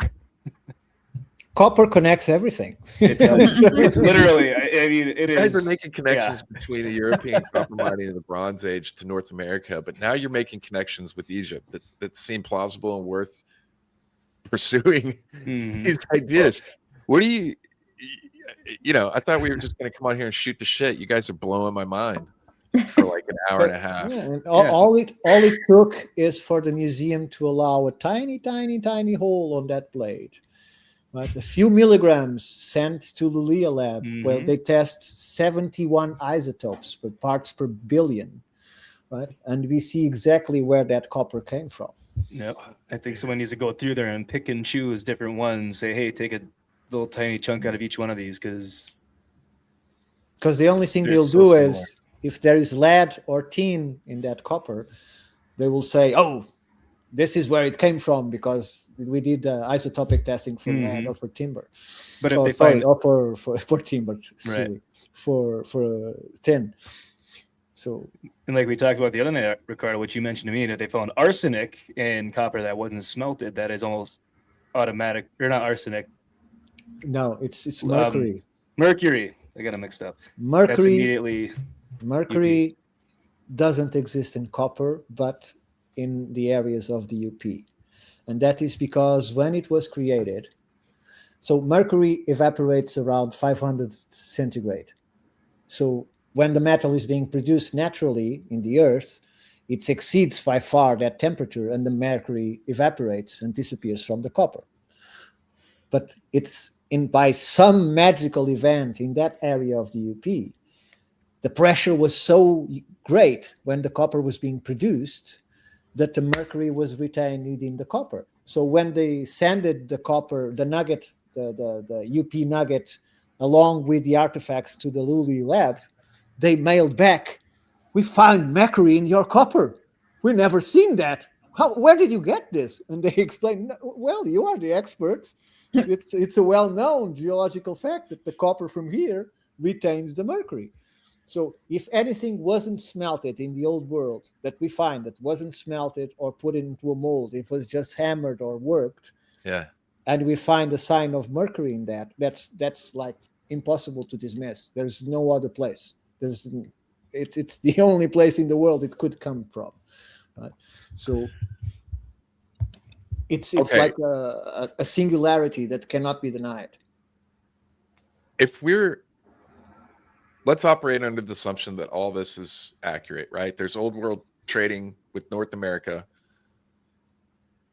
It's responsible for the Bronze Age. There's connections with Egypt and everything like that. What are we looking at as far as our dates? Like, what are they, how far in our past are we looking here for people to kind of understand and grasp this? If all of this, we connect the dots and we get the museums to give us samples and we're able to test them, if we get the academics to look at the papers really seriously and we're able to prove all the things, what are we talking about here? How does this rewrite history? From 5500 to 1000 BC would be ideal. Mm-hmm. When 5500 to 1000 BC would be the ideal. Yeah, but you have to understand that the copper was being mined in the UP probably 9,000 9,000 BC was already being mined there in slow amounts because there's copper everywhere. Yep. Yeah, the flow copper was, like I said, you just kick it up on the shores of Lake Superior in the sand and the rocks. You look at the rock and there's this shiny copper thing, right? Literal, like you said, like literal walls of copper that just walls of copper. On Lake Superior, there's still some sticking because when it was melted underground, the pressure would just ooze up in the wall. It's a big ridge. So, it just oozes up through cracks in the surface, and then it dries, it hardens, and you've got these giant walls of copper that they just come up and they cut chunks off of. You just put fire and cold water, and the rock cracks, and you take the copper out, and it's done. Yep. And then the bottom of some of these pits, they found just huge, like 5-6 ton chunks of copper that was extracted out of the ground. This is like 30 feet into a pit, and it was raised up like 4 to 5 feet on logs. So they found a way to extract it out of the rock, lift it up out of these logs, and then what they do is they'd hammer all the sharp chunks and any protruding chunks around it. And these were almost hammered smooth all the way around until they couldn't get any more copper off it with the primitive tools they had. I mean, just being able to raise it up like that, though. So imagine at the bottom of the pit. Imagine that it's 3000 BC, right? And you have this expedition that just came from the United States, right? And it's just beginning. It's growing, this need for copper. We know that our mines doesn't have enough. We know that our forests couldn't possibly produce the amount that we also need to export, right? So the first thing you want to do is, I have the ships. I'm going to control this. I'm not going to tell anyone. The indigenous, and Jeff listened to this from firsthand, some of the people that were going there to collect the copper, the ships only came at night so that the indigenous didn't see the ships. Mm-hmm. And according to, I can't remember where I read it or saw it from, is the Phoenicians would do their trading, like people like the Phoenicians or some other Mediterranean, would like you said, under the cover of night, drop off whatever on the shore, come back in the morning, the next day. Complete secrecy. So they are bringing the copper to his hubs, and the world is thinking, where these people get this copper from? It's good product. There's mines there, must be amazing, right? And in fact, they are importing 90% of the material, right, that require less fuel to process. They can just hammer it and start and sending. In fact, they were so efficient. I was just sent a paper today by someone that I didn't know. It's from October of this year. They found in Northern Europe a piece like this of copper. It's on my X. I just published it today or yesterday. This a round piece of copper like this that has it's not copper. It's a polymetal. So in that area of Donana that I showed you, they were so efficient by the end of, because this is right on the end of the Copper Age, the Bronze Age, and beginning of the Iron Age. They're already mixing all the elements necessary to make the top quality bronze or whatever alloy they call it at that point. It's a kind of evolved bronze. It's already mixed on a plate. You just receive the plate, you put it into the furnace, you heat it up, you shape it to the shape that you want, and it's done. You don't need to do any alloying, you don't need to add anything. The three components, the tin, the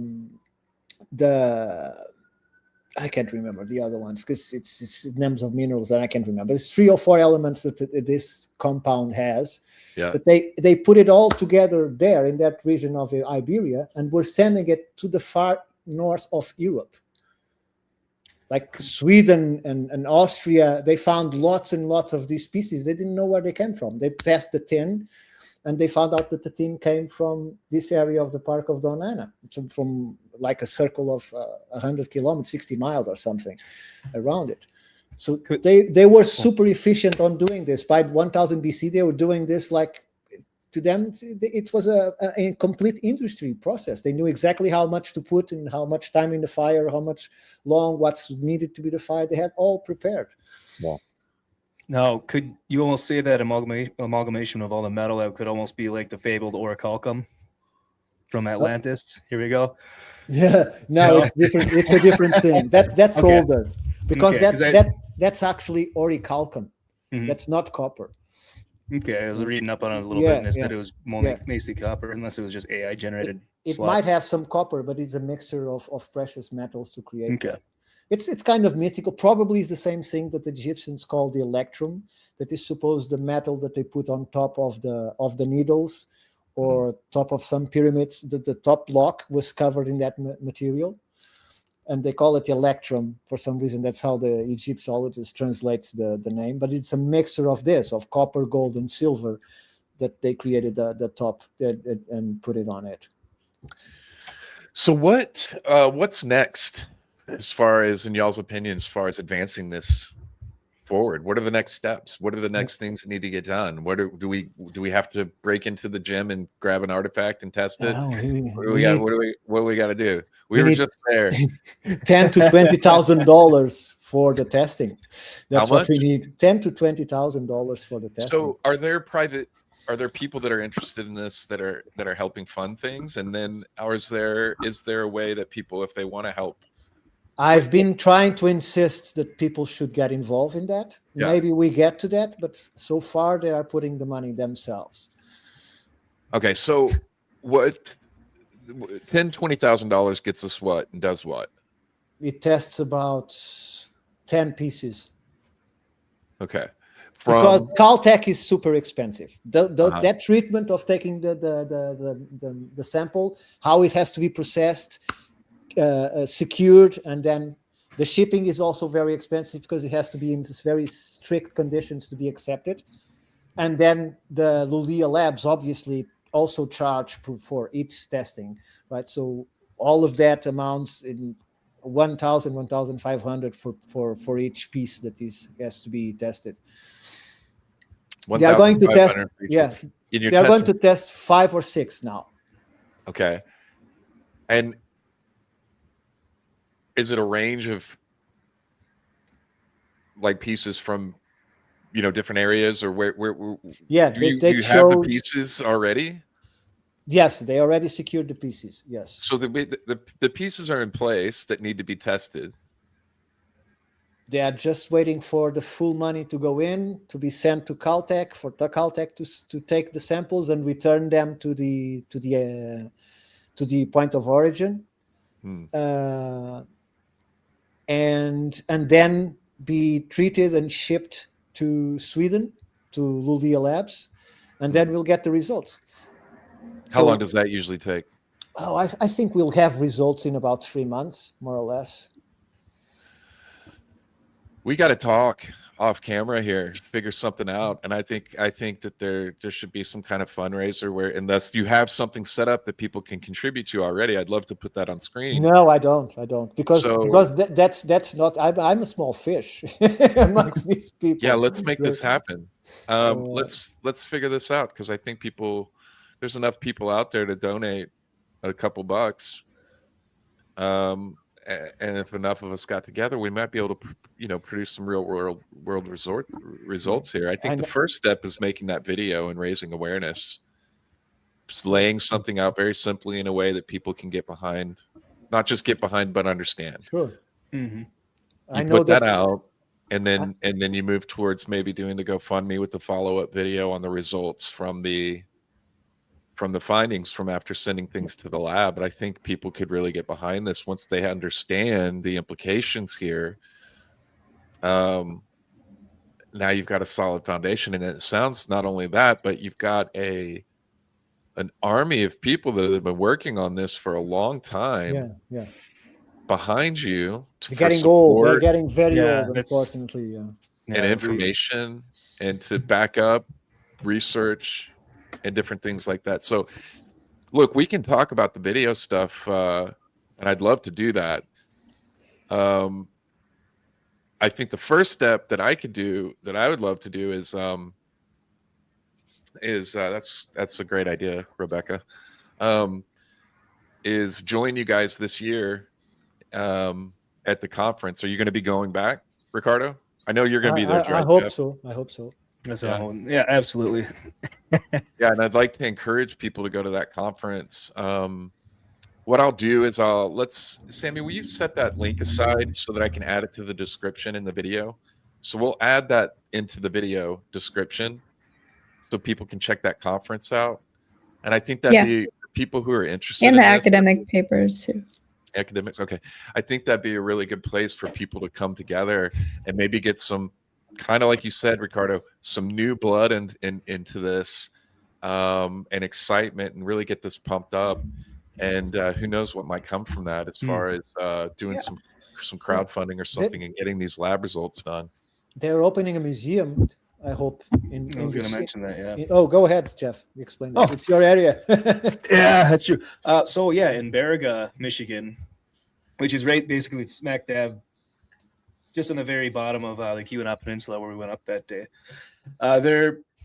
They're opening a copper culture museum. So it's going to start off with like the 8 to 10,000 years ago, or even billions of years ago, if you want to get into the volcanic activity that created the geological features of the UP and the copper and all that. But it's going to tell the story, the copper story. So they're going to actually make a museum, and part of it's going to be the Ojibwe culture, and their tribe up there is going to have their own section. The original museum that's there now is going to have its own section still. And then the copper culture museum is going to have the stuff with the stories of the Phoenicians coming across and the transatlantic trade all the way across the Americas and stuff like that. Tell them what academics decided to do in relation to that. Oh, they're trying to tear it apart. Actually, there was one of the other young guys that was at the conference with me. I thought, oh man, finally someone else here that's around my age that's interested in this. I knew some of his family members. We got along great. And then a few days later, he's posting pictures on the fraudulent archaeology pages and on Facebook. Really? And we had this stuff they're trying to push. Yeah. These guys, just so you guys know, they're trying to push this this fake pseudo Atlantis bro letters museum everywhere, trying to stop the museum from being constructed. It's an offense to the indigenous peoples. It's racist. It's this. It's that. But the tribe literally signed off. They've been a part of the meetings and the whole process the whole way. The Baraga Band of Ojibwe. So, yeah. I meant to put this one up. There you go. Yeah. This guy, this individual, he was always cordial with me, and I exchanged some words with him. Okay. He created how many pages? Is 300 pages or what? Something like that. I don't know. Created a paper just to turn the AAPS association down. Oh, you're talking about the I thought you were talking about the guy who pulled up in the comment there. I'm like, wait, what? A huge paper. It was his thesis at Michigan Technological University. That was his senior graduating like archaeology thesis. He wrote that, and then I was reading through it, and one of the first names he's like, I'd like to thank so and so. I'm like, that's a son of a bitch that I was talking to at the conference. I thought he was in this stuff. Oh, it pissed me off when I found out about that. I said, you can't trust anyone in this world. No, you can't. Now he's got Jeff on it, so I wouldn't want to piss Jeff. Jeff's a big boy. I wouldn't want to piss Jeff off.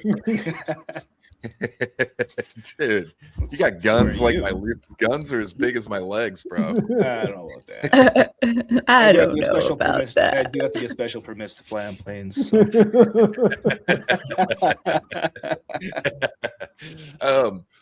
Man, this is great. This is really great. Look, I love seeing like pathways to things, and it looks like there's one here for advancing this forward.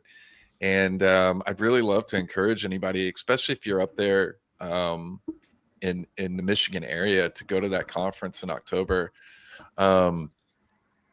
After you go to Sedona, and then you come to Austin. So just make it a whole thing. But no, if you're up in that area, I really think people should come. I hope that you're out there again, Ricardo and Jeff. I imagine you'll be there. I mean, what a heck of a deal. 3 days for $200. Yeah. And you get to learn about all of this. And then I think let's go to the poll real quick and see what everybody decided on the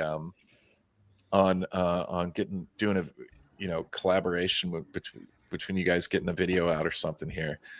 What did we end up with, Sammy? Well, the three options were obviously. Okay, question. Do we want to see collab content, y'all? Number one, obviously. Two, no, I'm boring. I know I kind of tricked y'all into not choosing that one. But 4%, a couple people did choose the no, I'm boring option. Obviously, they lost. The last question was yes, but metal detector content is required. And the winning one was obviously at 61%. Total 96% yes. People want to see this. Correct, yes. But 36% want to make sure that metal detector content is included.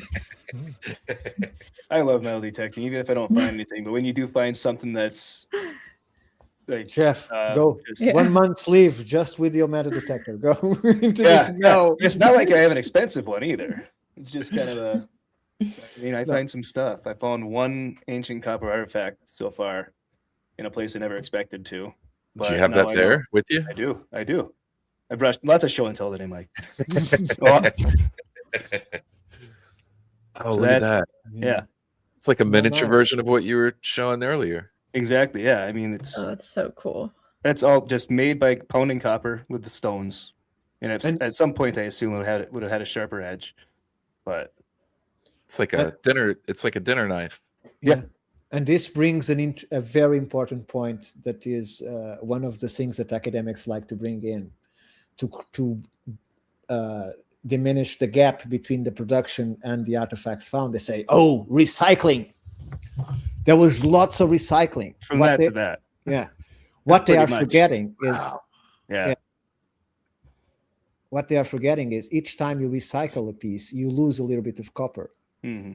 Because you are recycling it until there is no copper, which means that instead of 100,000 tons, we should have 300,000 tons because most of the copper disappeared while they're doing the recycling. That's a great point. So it can't be used to say that it diminished the gap because it enlarges the gap because it doesn't produce any new copper. It only takes copper from existence because each time you recycle, you lose a little bit of it until there's nothing left. You start with a sword, you keep using it, and then you have a big knife, and then you have a small knife, and then you have nothing. You end up with a needle, right? Then you end up with a little spear point. Yeah, exactly. Good. A little nail picker. So recycling doesn't solve it. Sitting there, a little nail cleaner. Oh, they make fish hooks, copper fish hooks that are they are just as durable and as good as modern day fish hooks, probably better. Yeah. Okay. What do you guys think that it's going to take for the academic community to kind of accept that things are, as this is just another example of something that is just like getting pushed back, right? Like older and older, and just the story, the timeline is kind of changing. And do you think it's going to be just, an inch at a time? Like they're just going to have to relinquish a little bit at a time? Or do you think that there's going to be some big, explosive finding that comes out? Or because it's not like I feel like if one thing comes out, it's not just going to be the shift. Like it's this whole culture of theirs that's going to have to change, right? It's been moving an inch forward and 5 inches backward for the last 40 years.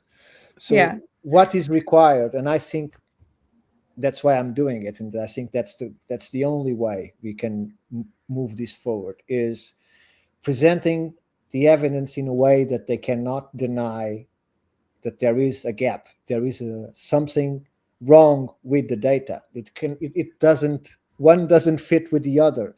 So that's why I'm in my paper, in the old worlds, I do mention the transatlantic trade, but in the other ones, by many advice and so on, including by academics, I'm just saying it has to be imported for somewhere, metallic copper. Obviously, everybody knows that there is only metallic copper in the UP.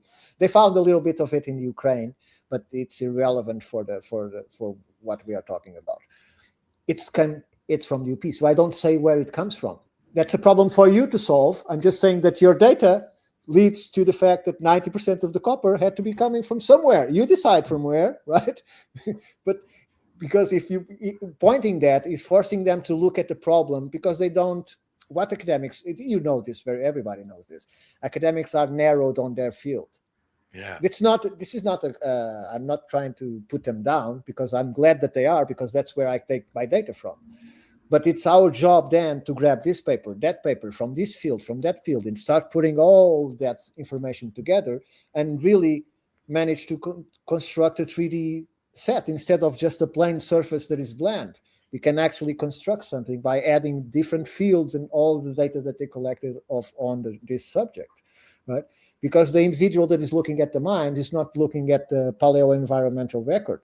Is not looking at how is the copper or the ores produced, what's the level of purity, what's the level of slag for each piece of different type of ore that is being produced, right? Because you have to imagine that they had hundreds of thousands of slag. The problem is only 5% of that is copper, at the best. So that's why they can calculate how much was extracted and how much of the ore that was extracted, how much of it is copper. Because they know exactly from the methods that they used at that time, the fuel that they used at that time, the technology that they had, how much copper could we produce, how pure was it. We can confirm it by the artifacts that are found. So all of this brought together is what they don't do. And by bringing it together, I expect that they are forced to say, okay, there's really a problem here, right? So what's the solution? And the solution is what we'll have to face. That is, it has to come from the other side of the Atlantic. There's no other way. You'll have to accept it eventually. For how much you want to deny it, you'll have to accept it. So the path has to be this one. It has to be into their world and not pushing them into our world. We have to go into their world and pull the evidence that they created and present for us. That makes sense. But we can't play in our world and raise awareness. So that of course. Oh yeah. That is 90% of it. Because if people are aware of it, they cannot deny it. The problem is most people don't know about this stuff. Right. Yeah. Let's change that. Yeah. That's awesome. I think that's what y'all are doing and doing it really well, and like being, very strategic about it, clearly, because there are obviously some people, obviously, like that guy that infiltrated the conference, and like there's obviously these actors that are very intentionally trying to create a divide. And I just think the way to go about it all is to just, ignore that and keep doing the work and keep focusing on community and the science and doing, the actual connecting of all the dots. And the more we let those people just play in that realm, then that's what they're going to spend their energy doing. I And assure it's you that they are making watching them it. look bad. Yeah, 100. We know they do. Yeah, we know. We had Yeah. we had Dibble watching our episode with Graham and then posting the next The wall day. of fame, the wall of Yeah. fame. Yeah. Yeah. Oh, I pop in there almost daily just to see what they're spewing. He came in here in a burner account, stirring up a bunch of drama in the comments. We had to kick him out. But I know it was him because of his post the next day. It was so on brand. Yeah, man. Can you imagine expending your energy like that instead of just doing the work? Yeah. It's odd to me that that side Yeah, is it's so really, really weird. It's like, you guys, weird. it's weird. It's Like, y'all weird. are being Script. weird. Yeah. It's not normal. Like, No, I mean that's yeah. it's And strange. even yeah, I see a lot of people saying stuff. I did hell even people in some of my comments. I'm just like, oh well, you know, that's your opinion. I'm not gonna tear you Yeah, apart, really. post your picture Yeah. up everywhere, and say everyone go attack this person or what an idiot, what a fraud. These guys are nothing. No. Well, I have Yeah. a saying that is the easiest way to learn something is to speak to someone you disagree with. Right. Because if you're talking to someone that agrees with you, you don't learn nothing. We're both in the same boat. But I was just having that conversation with somebody the other day. It was like, yeah, I want to talk to people with different opinions. I want to learn and grow, and I don't want to be in an echo chamber where I'm getting the same ideas back at me all the time. Yeah, but it's very weird behavior. It's very weird behavior the way, you know, to that level. And we've gotten some people in our chats that are, you know, obviously just very dismissive and like, oh, is this like one of those pseudo archaeology communities, or like, what are we doing here? And it's like, you know, you can have those beliefs and think that what this is pseudo whatever, but if you come in and with an energy of like, well, let's hear them out, I might not agree with, for whatever biased reason, that, you know, if they really thought about it, they'd realize is just an engineered thought. It's not even their own. Because if they took the moment to actually just be open-minded and listen to what, you know, people in this community have to say, then I think they'd very quickly learn that there's so much to it. Maybe like even at the very base level, creativity, like an inspiration, and then everything up from there. You know what I'm saying? go to the inventions that changed the world and see the percentage that was done by academics. Right. That's a good point. Or just any discovery. Inventions or discoveries, exactly. That's a great point. I do want to address this. We're dropping links in the for the conference and just stuff like that in the video description here. Did we already do that, or we'll do it after? And let's put them in the chat, but yeah, we'll put them in the caption. Yeah, let's jump over to the super chats and see what kind of questions and stuff we got going on. You guys ready for that? Sure, absolutely. Absolutely, yeah. All right. So let's do this one first. Question: what about the transfer of power from Spain and France and the history during then? Any French, Spanish, Mexican archives? What was found in North America before it was America? Just a curious aside documentation. Well, this is much later than the time that we are talking about, right? But you have to think, where did the maps came from? The maps were much older than we are given. They have maps that are, for instance, the Piri Reis map was based on maps that were 500, 600, 1,000 years older than that. The very author of the map puts notes on the map saying that he collected fractions of other maps. The problem is, you have to understand that there is a high level of secrecy of whoever controlled these trade routes, because they want to keep the monopoly of the trade.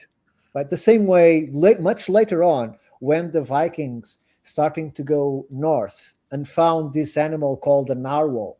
A narwhal has this enormous tooth, and they were selling it higher than gold. Some estimates say that 10, 15 times per pound higher than gold, as a unicorn. Why? Because they were the only ones that knew where it was in Europe. So they collected and could lie to people. Oh, it's a unicorn horn. And they were selling it over the courts of Europe as a unicorn horn because they had the secret where it came from. When the secret was dismissed and people start seeing these animals, right, or some report came from explorers and so on, it lost the value because, oh, it was a hoax. There is no unicorns. But it was then. You were believing then that there were. Right. So here is the same thing. The French, the Spanish, and you cannot forget the Portuguese, because the Portuguese are the head of these Masonic orders that control all of this thing. You not forget that Portugal is the only country created by the Templars for the Templars. The very name Porto Calis means Portugal means for you Grail. Right, so that's how it translates in the actual paper that created Portugal.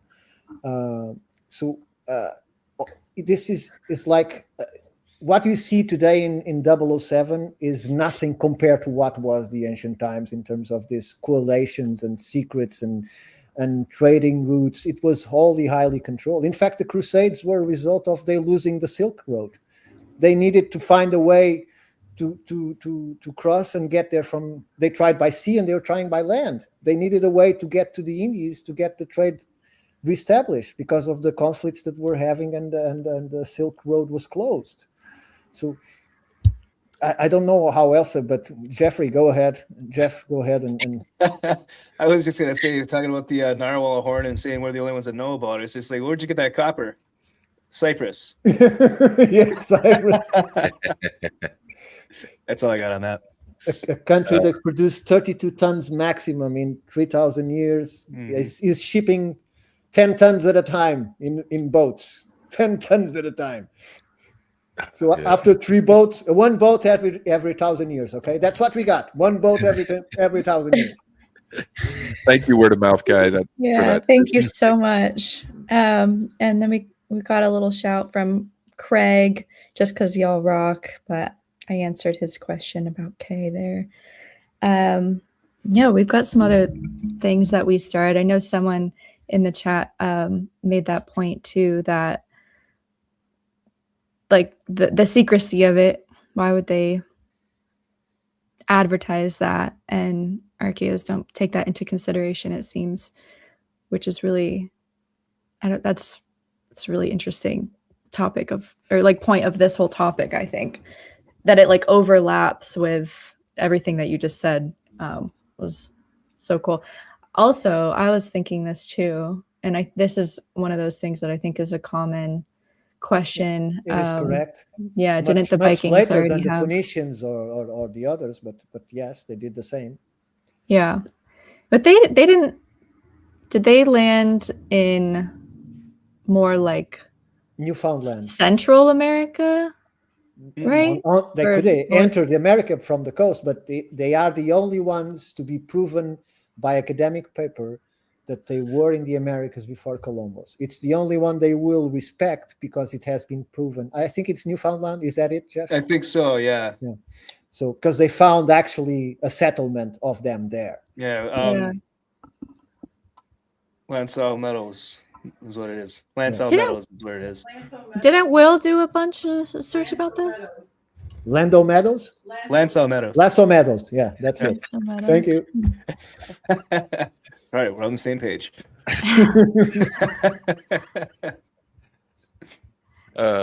Thanks, Craig's Loves Pyramids for the for that. This is a good suggestion. I suggest that the Institute for Natural Philosophy create a Copper Research Center with Jeff as the director. I like that idea. You are in the right place. Look, I spent 2 weeks going about Michigan, guided by Chris. And it's unbelievable, the things that we can see there. It's an area full of things to see from ancient times. So if you're American, you don't need to go anywhere. Just look around you, you'll find lots of things. Yeah. Just go in your backyard. Oh, Go in your gotta backyard. mention your things. Yeah. Another word of mouth guy. My Word of super mouth chat guy. was a bit late. That comment was more geared to artifacts and mounds. Oh, you talking. Mason's controlling the world. That's my shiz. Yeah, I was trying to remember what point of the conversation you posted that at. The question before artifacts and mounds. It's not only the Templars and the Masons and all of these sects. The indigenous peoples themselves, they have exactly the same organization. They have lodges. They have their own secret societies. And this might sound outlandish, but it's true. So, and I am only speaking out loud because people higher than me have been in podcasts and they spoke it. So if they spoke it, I now can say it. So. No, I agree with him. That's my shit too. I know way more about secret societies than I do about copper history. Another one, Rue. Thank you, Rue. Just do the documentary, make it happen. Priority 1. Happy New Year's, guys. Yeah, I agree. Happy New Year's. Amazing. And thank you, pagan Christian mathematician. Wonderful shows this year. Thank you. Happy New Year to all. Thank you. Thank you. Yeah, this has been a good year of good conversations. It all just happened like 12 weeks ago, huh? You guys just way to come in here and just blow everyone's mind tonight. Yeah. That was amazing. Thank you so much. I know infinitely. Oh yeah, thank you so much for the memberships. This has been really cool. The memberships have been growing on the channel, which is awesome to see. That's very good. All right. Awesome.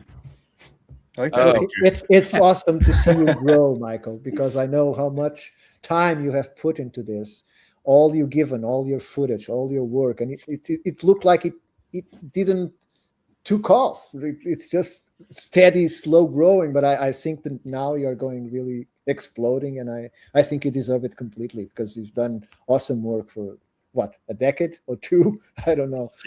A decade almost. Yeah. Thank you so much. I appreciate that. And I love that we've had a connection for as long as we've had, supporting each other and stuff, even if it was just in a moral basis, but chat group, right? Yeah. So,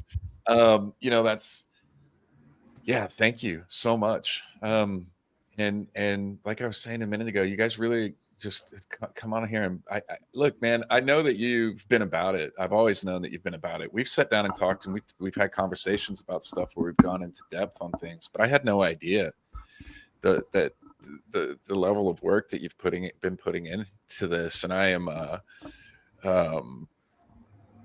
that it's just it's so important.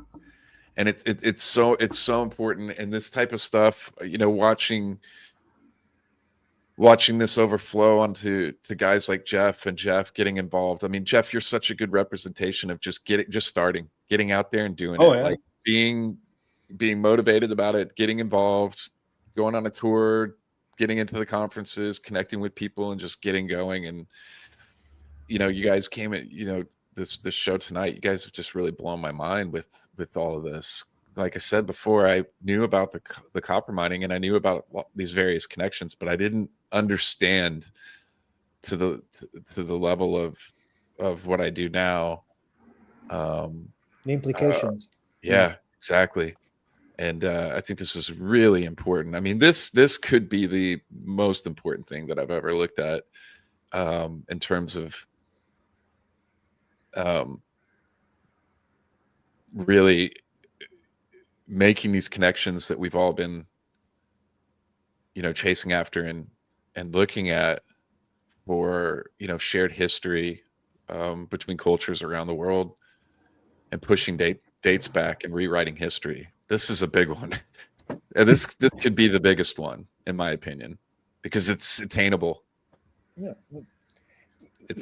You have to grasp that 6,000 years ago, there was already people going all about. We're already one planet. Yeah. There is trade of everything going from one side to the other. You have potatoes, you have cocaine, you have nicotine, you have mice, you have rice.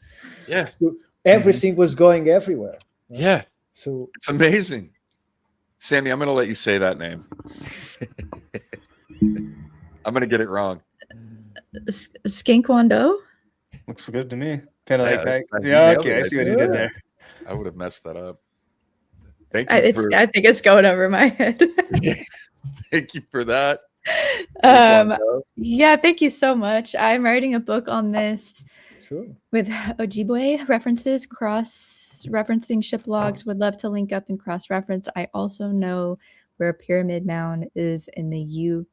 I live in Michigan, so y'all should link up. I took Mike to one mound that I'm aware of when he was up here. It's not mentioned anywhere. It's not even mentioned even in like potential mounds. So I did a little bit on that. I gotta get a new drone so I can get some flying around it when there's snow and no leaves. It looks so much cooler in the wintertime.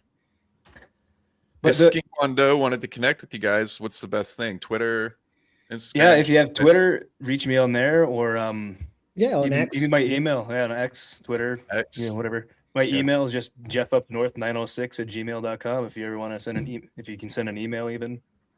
So. Okay, that's the email. Because today I was just like, I don't know which one. You had like 2 or 3 of mine. Yeah, I know. All of them. No, I sent it to every one of your email addresses. I got them all. No, all this stuff. No, I just even if you want help to publish your book, we have a very good connection with a new publisher. So amazing. Yeah, it's A&N Publishing, and they have a huge. The prices are completely different from everywhere else, and they support the author and find ways if they can't make this or that. So and the printer that they are using is way cheaper than what I have seen. So I'm about to change from Amazon to them too, because they had a long time of preparation, but they're about to come out with it. Doing things in traditional. I just spent 3 years doing this book, or 2.5 doing the book that I just finished. It is it's a lot of work. So yeah, if you've got an easier way to do it, hook up with Ricardo and connect with Jeff if you're in the same area. That'd be pretty cool. Mm-hmm. Well, that's not mine, but I can lead you to the person, to the owner of the company, and he sort it out directly. Yeah. Guys, thank you so much for joining us tonight. This has been amazing. You know, I'd love to see how the rest of this year, or not this year, but 2026 goes. We're still in 2025. Mm-hmm. One more day. And oh my God. And I'd love to, if you know, as you guys keep working on this stuff, as you guys keep moving forward, I'd love to have you guys back on at some point to go over any kind of new findings or things or new work that you guys are doing. And I'd love to help out if we get to a point of where we could do some fundraising to get those samples tested. I'd count me in for helping with that. Maybe they will be watching this, so maybe that changed their mind. Yeah. Great. So I've been proposing that for some time now. Awesome. They just spend a lot of money cutting the Phoenicia boats that you saw. Yeah. They cut it like a puzzle, and so it fits in 2 20-foot containers. It can be transported all over the world to do expositions, to be a stage of a spectacle, or so it's another thing that this all involves, that they are trying to show the copper, but they are also trying to show that the boat that actually made the voyage, to show that it was possible, that you don't find anywhere. And it's a world record, and you don't find it mentioned. People talk about Thor Idenhall with his reed boats. It's excellent, but he didn't finish a single journey. He did prove that it was possible, but he never finished the journey. He always had some problem.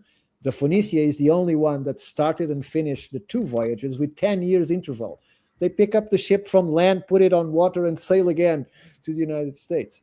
And they did the journey from the Mediterranean, supported by ambassadors of the North Africa regions, recognized, homage, and so on. And you reach to America, and there's nothing. Or any other country doesn't recognize what they've done. Nothing.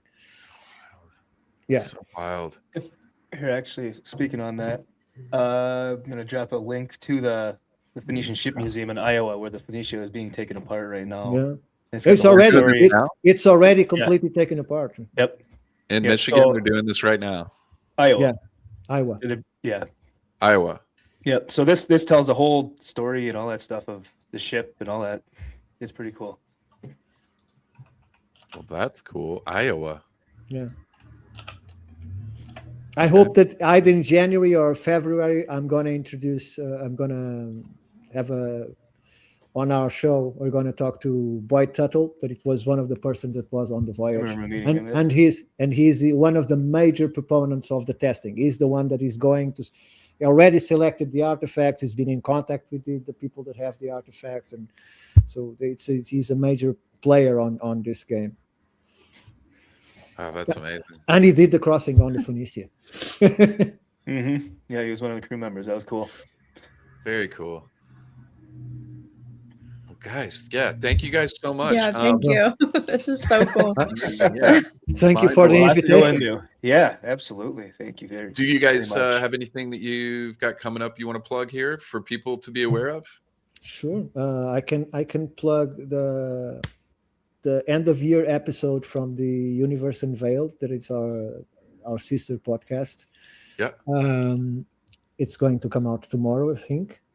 And the institute that is now on full-fledged. So we passed all the protocols, all the procedures. We are now going to launch at 1,000%. Are going to make a big public announcement of all of our projects, everything we have going on. Probably on the 17th. I can't remember if on the 7th, 17th, because we're filing some things on the website. Okay. Everything has to be there.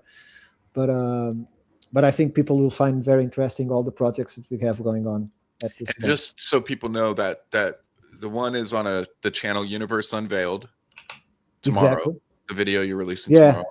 YouTube Universe Unveiled. And then you have your channel, the Institute Natural Philosophy.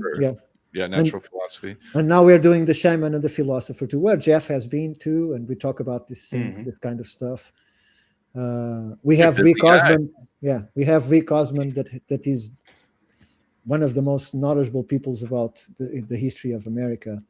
He's talking to us I think it's every Thursday. We put it every Thursday on. We're debating all of this, not copper directly, but all of these topics that show the ancient civilization of the Americas. So we're trying to do what we can to show people that the Americas were not an uncivilized, butt-flap people when the Europeans arrived. Well, we have most of your information in the description there. We have all of your information. And then Sammy just dropped in chat the channel link for Universe Unveiled in the chat. Thank you very much. So you guys can go check that out. Jeff, what do you got going on? Yeah, so I also started doing. Yeah, I got What you got going on? I'm excited. Tell us. No, so yeah, I started doing weekly live streams on my channel as well, just because I didn't want to. I mean, I love doing the copper stuff, don't get me wrong, but I also want to branch out kind of the same way as everyone else is, because I'm just love history and ancient history in general. So I got that. I was going to do one this week, but I didn't realize it was New Year's Day. Yeah. And I got to work New Year's Eve and New Year's Day, so I don't think I have the energy to do a live stream, but we'll see. But I do believe my first guest coming on in the new year is going to be Shaman, Jason. Oh, nice. Evans. So I got to confirm a date with him yet, but so he's going to be the first guest I have on in the new year, and I'm working on a few different videos right now, tossing ideas around, but I think I'm going to do something has to do with our Egypt trip. That's my first one coming out. Yeah, like my little perspective of it. So and thank you. I know that Jason Shaman was very well received by you and everybody at the conference. So thank you very much for that. Oh no, everyone at the conference was phenomenal. Yeah, I couldn't possibly say enough things about him. I mean, he wasn't even asked, and he stepped up and helped out where things were needed and was amazing. Oh, he's amazing. Yeah. Yeah, absolutely. Incredible guy. Well, good. So, yeah, if you guys in chat, if you need any information, you want to know how to find Jeff or Ricardo, go. It's in the description. We're gonna get the conference in October for the Michigan Copper Mining Conference. Is that what? AAPS. AAPS. Copper But just so Conference. you know what AAPS is they'll be going over everything that we talked about. Ancient Artifact Preservation Society. Yep. Perfect. The problem is there is a dentist association with the exact same symbol. So you have to put Don't go to that conference. No, you have to put AAPS copper. And, yep. and it will appear. Well, I mean, you can go to that conference. You just You can. still go to the other conference, right? We're going to drop that in the description so people can go. I really want to. I know that's a long ways out, but I really want to encourage people to go check that out, especially if you're in the area. I'm definitely putting that on my calendar. It's something that I want to do. So we'll see if I can hopefully meet you guys both there. And then it'd be great to see you guys in Austin too. Like I think the week after, 2 weeks after that would be amazing. Thank you guys both for coming on. Really, it's been a blast. Absolutely. Yeah. No, Thank you. No, Awesome. Good to see you guys again. All right, guys. Well, take care.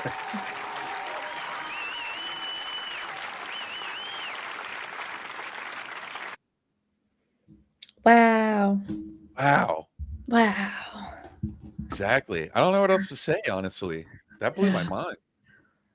I'm going to have to like read his paper to just really absorb everything 100%.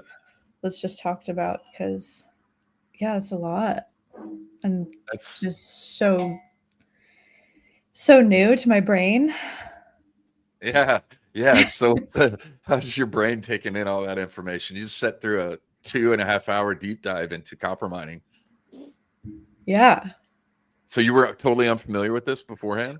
I mean, I had like, obviously through Jeff, like I know that that's something that as a topic, I knew that it was something that existed with just knowing Jeff. But I mean, I didn't know any of the details or why it was significant or anything like that. I mean, I think anything historically about like seafaring people and like that's just such a fun topic. Yeah, I've never understood the push again, that it would have been hard for people to cross the Atlantic Ocean when they were building pyramids. That didn't really like. So I'm not the best at retaining information, but one of the things that really stood out in my brain when I was taking college courses on history, I took one of my archaeology-esque classes was Pacific Northwest, about the history of Pacific Northwest. And just, with the Bering Land Bridge or the ice-free corridor, and then they had to basically reformat it to being, it's the Kelp Highway, and that they must have walked because there's no way they had boats. Yeah, but then I remember my teacher saying, but then they found artifacts from the most southern tip of Argentina, being 18,000 years old. And basically my professor being like, well, they kind of had to have boats or something to get down there before even the kelp free or the Kelp Highway was even supposed to have been a thing. So that was all, like, in the couple classes I took, I remember that being one of the things in my brain that just didn't make sense. Like, why are they so reluctant to think that boats weren't a thing? It's almost like if you could talk to a history teacher or certain professions like archaeologists and stuff in private and off the record, where it never comes back to them, they'd be like, well, yeah, I mean, common sense. Right. Boats, and they were sailing all around the world and trading information and trading goods and supplies and stuff. I mean, it just makes sense. So, but they can't do that because our system of education is so based on test taking and everything else, right? That you have to teach the curriculum, and you have to make sure that the kids and your students and different people and whatever, and the college kids, they understand this information in the past, that which is tied into your, reflecting on your ability to be a professor or whatever. What a mess. I know. I remember him even being like, this is the commonly accepted thing right now. But like, we'll see. We'll give it a couple years. We'll see where it goes. So yeah, I think that it sucks that, like, these louder voices have kind of claimed the archeo, like, persona. But I think just if you were to, like you said, talk to any average normal professor who is probably just a normal open-minded person, that's like, this is what we know right now, but give it a couple years and we'll see how things change. I think that's probably more of the general consensus, which I think so too. Well, what a good show. We had a lot of love tonight for Kay, so thank you guys. Thank you guys. We're gonna pass it on to her. I know she'll really appreciate all the love, and excited to have her back. What do we gotta tell people a couple things. We want to remind people next week we're at 6 p.m. Central Standard Time, not 7, so we're changing. We'll get back an hour, and so don't forget that we'll be at 6 p.m. next week. And we've got, who do we got next week? I have it right here. Sam. Yeah, I think it's Sam.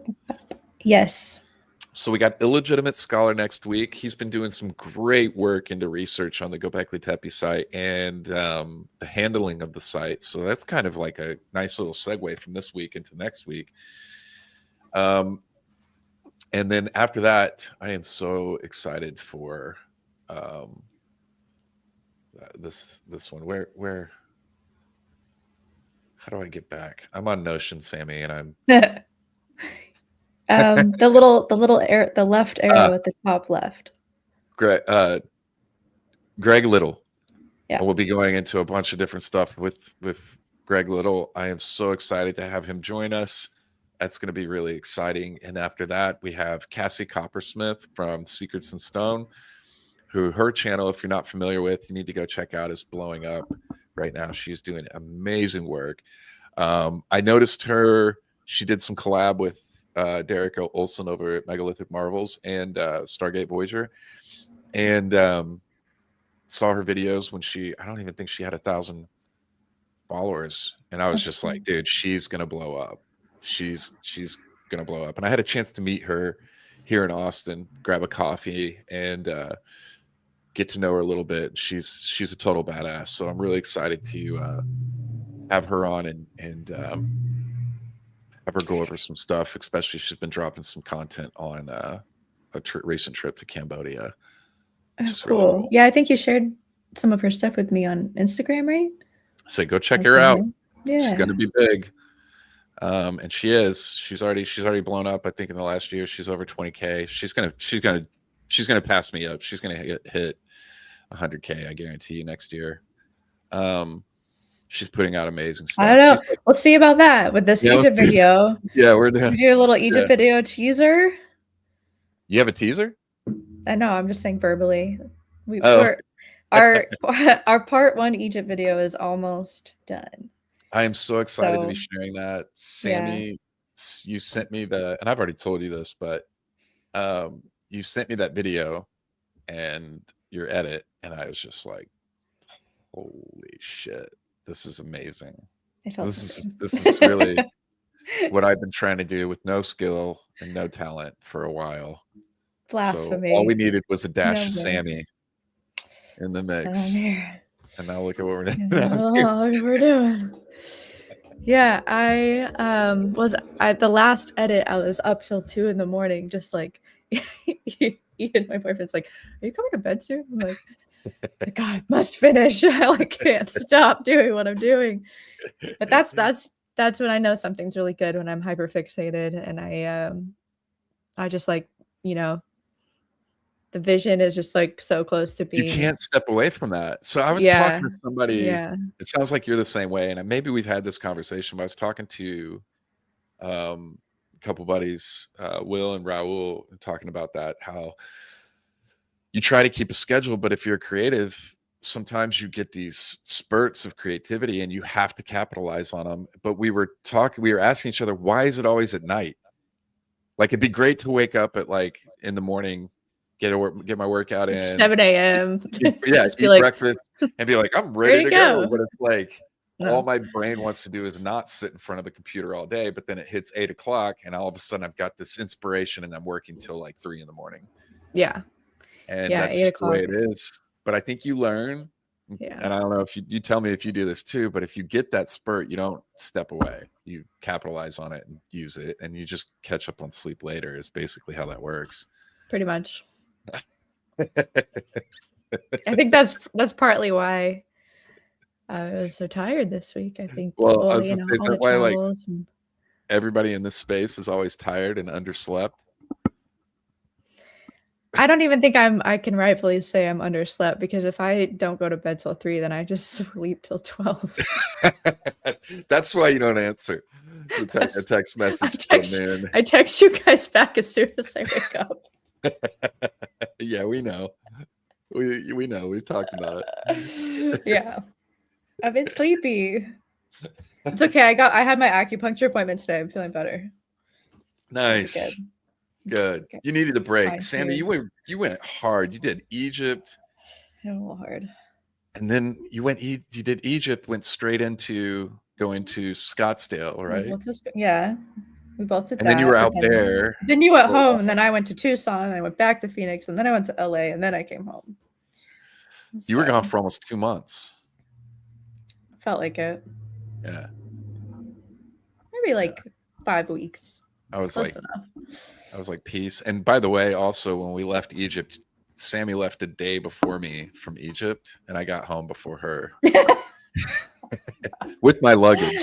Oh, I have the book. It's amazing. Oh my God. It's right next to that light right there. So as I promised everyone that crowdfunded this book, I will be like turning it into a PDF or something. I was also thinking like I would have to look up like the legalities, especially with it being a book that's like over 100 years old. I don't know. Tell everybody what you got.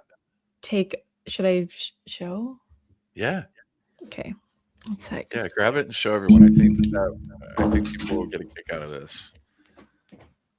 I want to share, but I'm going to let her share because it was a fun moment in Egypt. We were in Luxor at a bookshop. We saw this bookshop and everybody just wanted to go in, so we did. Yeah, we still got 85 people in here too. Okay. Oh, we got almost 500 across platforms. Yeah. Thieves. It's just. I immediately saw this and I just like meow. I like zeroed in on it, and I don't know. It just was like way too perfect with all the work that you've been doing. There's exposing the reconstruction at sites. There's all of these photos of Egypt, all the sites that we went to, Karnak, and the pyramids. This is Karnak. Basically, photos from the 1800s before these sites were reconstructed. So we had to get it, but then my luggage almost got lost. Thankfully, it did not. But yeah, I was thinking like it would be cool to just kind of start like if I can just start like a Twitter thread and take photos of the pages, and just so if you want to read it, you could just like go to this Twitter thread or something. And it did fit in my luggage, Craig. Yes. It was perfect. It was the perfect size. But tell everybody how you got it. Yeah, I basically was like, hey, if it was $170, so I was like, if everyone pitches in, $5-10, we can get the book, and I will take photos and share it and turn it into a PDF so we can all have access to this, because I don't know, I think having access to really old books is super important, because information, obviously, as much as information on the internet is so limitless, it is also so limited to a point, you know, in history. So yeah, I think Dre's was the biggest contributor. He hooked it up. So he hooked And it that up. lady wouldn't budge on the price either. No, I tried to haggle. She would not budge. She knew that she was going to get that money out of the group. Yeah, I know, because